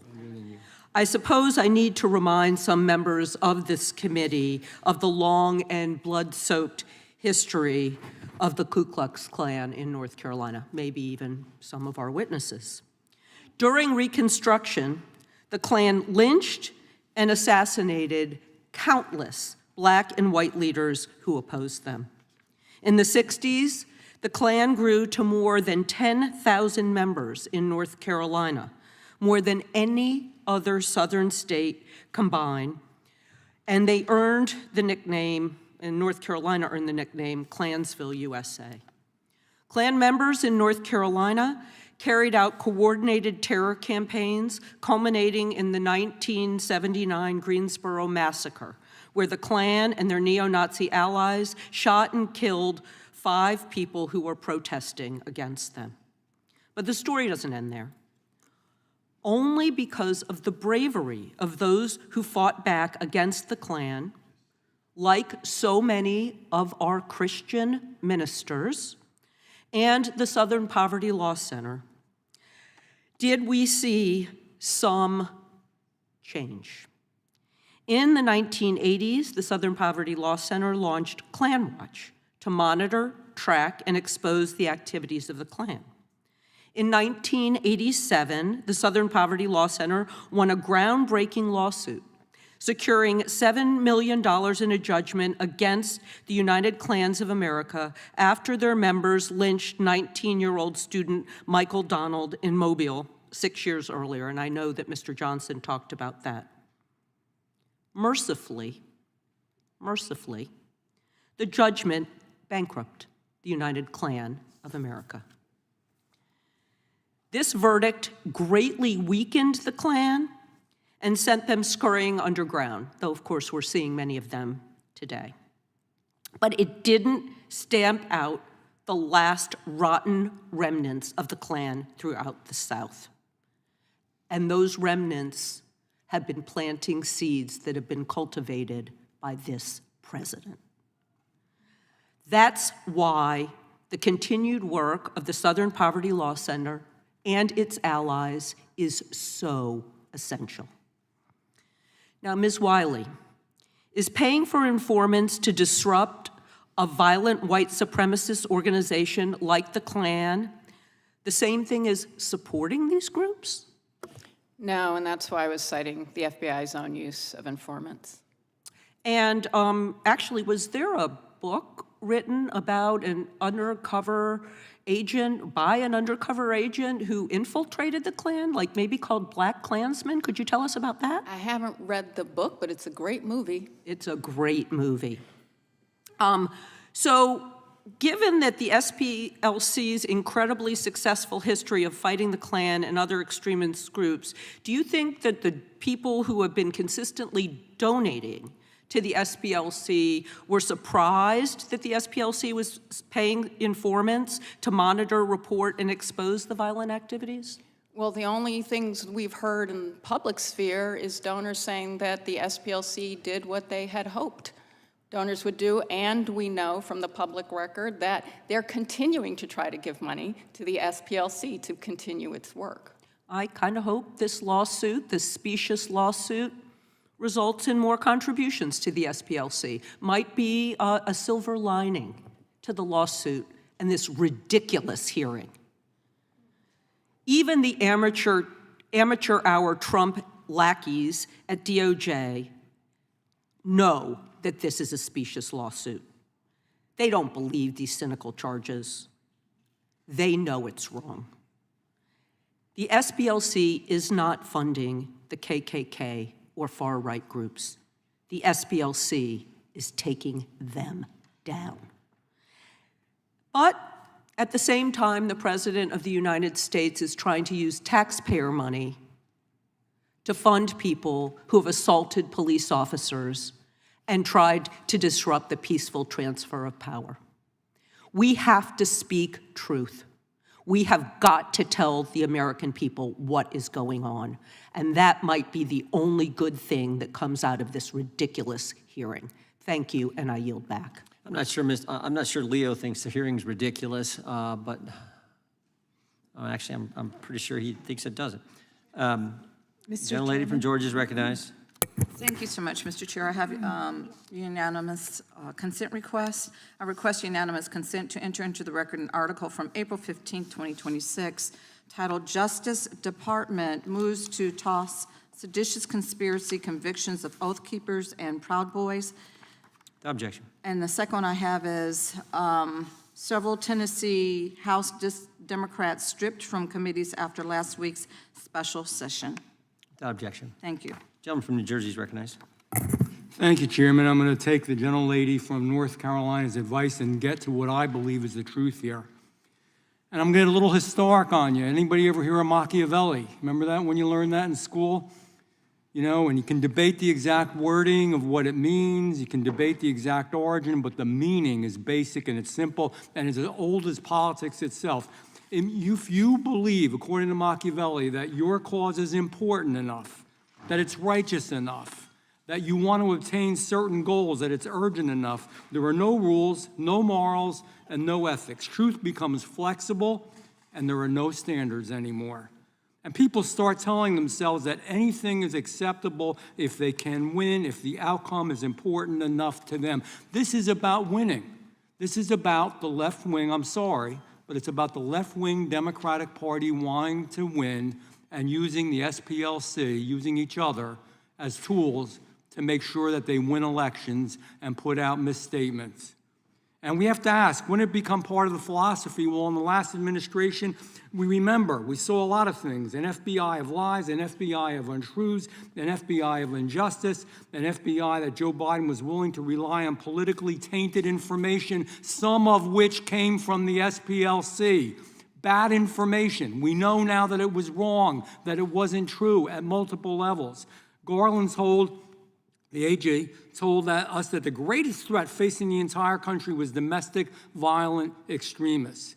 But the real threat, the great threat, a great threat to freedom, was his own Department of Justice and his own FBI back then.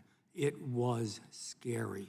If you had a different opinion, guess what, folks? And I'm not trying to address this to you, Mrs. Wiley. I have a right to be conservative. I have a right to a different viewpoint. But there's not one human being up here that supports the Ku Klux Klan. None of us like it. I bet you there's nobody in this whole damn room that supports the Ku Klux Klan. Catholics saw the clearest example of this. It was hateful. It was hurtful. They went after Roman Catholic churches. They were going to have undercover agents. Thank God we found the information. It would have been going on. They went after Hindus in my own state of New Jersey. Good, faithful, peaceful, loving people. The FBI went in with guns drawn from bad information that they got. SPLCA supplied a lot of this. The FBI painted them as domestic terrorists. The same thing with parents in school board meetings that were worried about the stuff their own biological children were being taught to them. It is wrong. Catholics aren't extremists. Concerned parents aren't extremists. Hindus aren't extremists, but we've seen the pattern before over and over again. We saw it in the abuse of FISA. We saw it when, by the way, tax dollars, questionable sources, FBI, Igor Danchenko, remember that? Hundreds of thousands of dollars paid to him for bad information. We also got bad information from the Southern Poverty Law Center, all for politics to go after Republicans. That's the elephant in the room. That's what people don't want to talk about, but that's the real deal. If you were conservative, and no, Charlie Kirk was not a terrorist. If you just sat and listened to what he said, you might not agree with it. He was just a very faithful, conservative person. It's his right. And now the worst of all of it, though, is that we find the Southern Poverty Law Center is just one more tool. I think it started out good. I think they wanted to do good things. I think there are still people in there that want to do good things, but it's been used in a way that is perverse and awful to get political goals of a political party accomplished. Machiavelli through and through. It's pretty damn amazing. People donated money believing they were helping good causes, helping vulnerable people, and in the beginning they were. Nobody wants racism. Nobody up here in this room wants racism.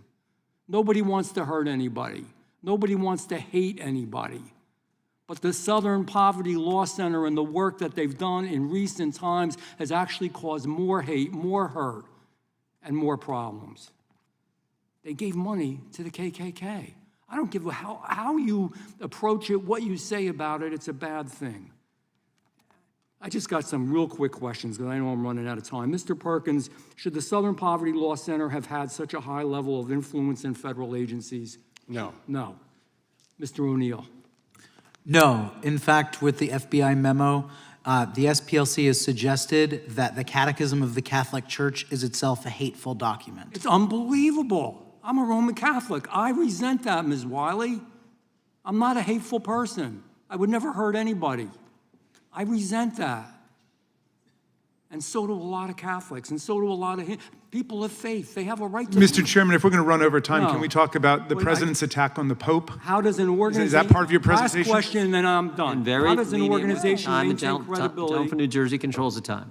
Gentleman as an can ask authority his on last question. I'm losing my time here, but how does an organization maintain credibility as an authority on extremism if there's serious concerns being raised about its own extremism, its own judgment, and its own activities? Real quick, Mr. O'Neill, Mr. Perkins. And Dr. Swain, how about you go? I can say that by 2009, they had already deviated and started targeting conservatives. And I would say that they were so effective at eliminating hate groups that they had to find new people to label new organizations. That's the problem. You're right. Go back to your original mission. Mr. I have a Perkins? few UCs. Okay. Do you see them? I think Mr. Chairman, point of order, just so we're clear, that was 1 minute over as we move into Ms. Balance we've time. been very lenient with the time. I just want to make sure we're doing it equally, Hang on, that's all. remember, it's Equal also- rights, that's all. Moving to have a UCs from Mr. Van Drew, UCs from the I have a gentleman from UC, Pennsylvania, April and then we're 20 actually going to go vote, and then we'll come back once votes are completed. Gentleman from New Jersey, UC. I have a UC from Moms for Liberty, and it is entitled "The Justice Department Announced Indictment Against Southern Poverty Law Center." A UC from Tyler O'Neill on 2026, Democrats beclown themselves by defending SPLC. Objection. Another one from Mr. O'Neill. However bad you think Biden's DOJ was, new documents show it was even worse. Thank you, Chairman. Gentleman yields back. Gentleman from Pennsylvania is recognized.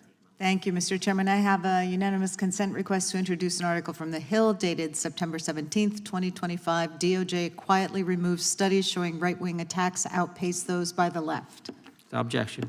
An article from the Washington Post, November 13, 2019, leaked Stephen Miller emails showed Trump's point man on immigration promoted white nationalism, SPLC reports. Without objection.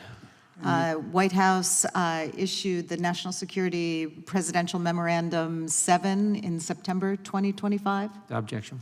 And an article from the New Republic, April 2026, the Justice Department sides with the Ku Klux Klan.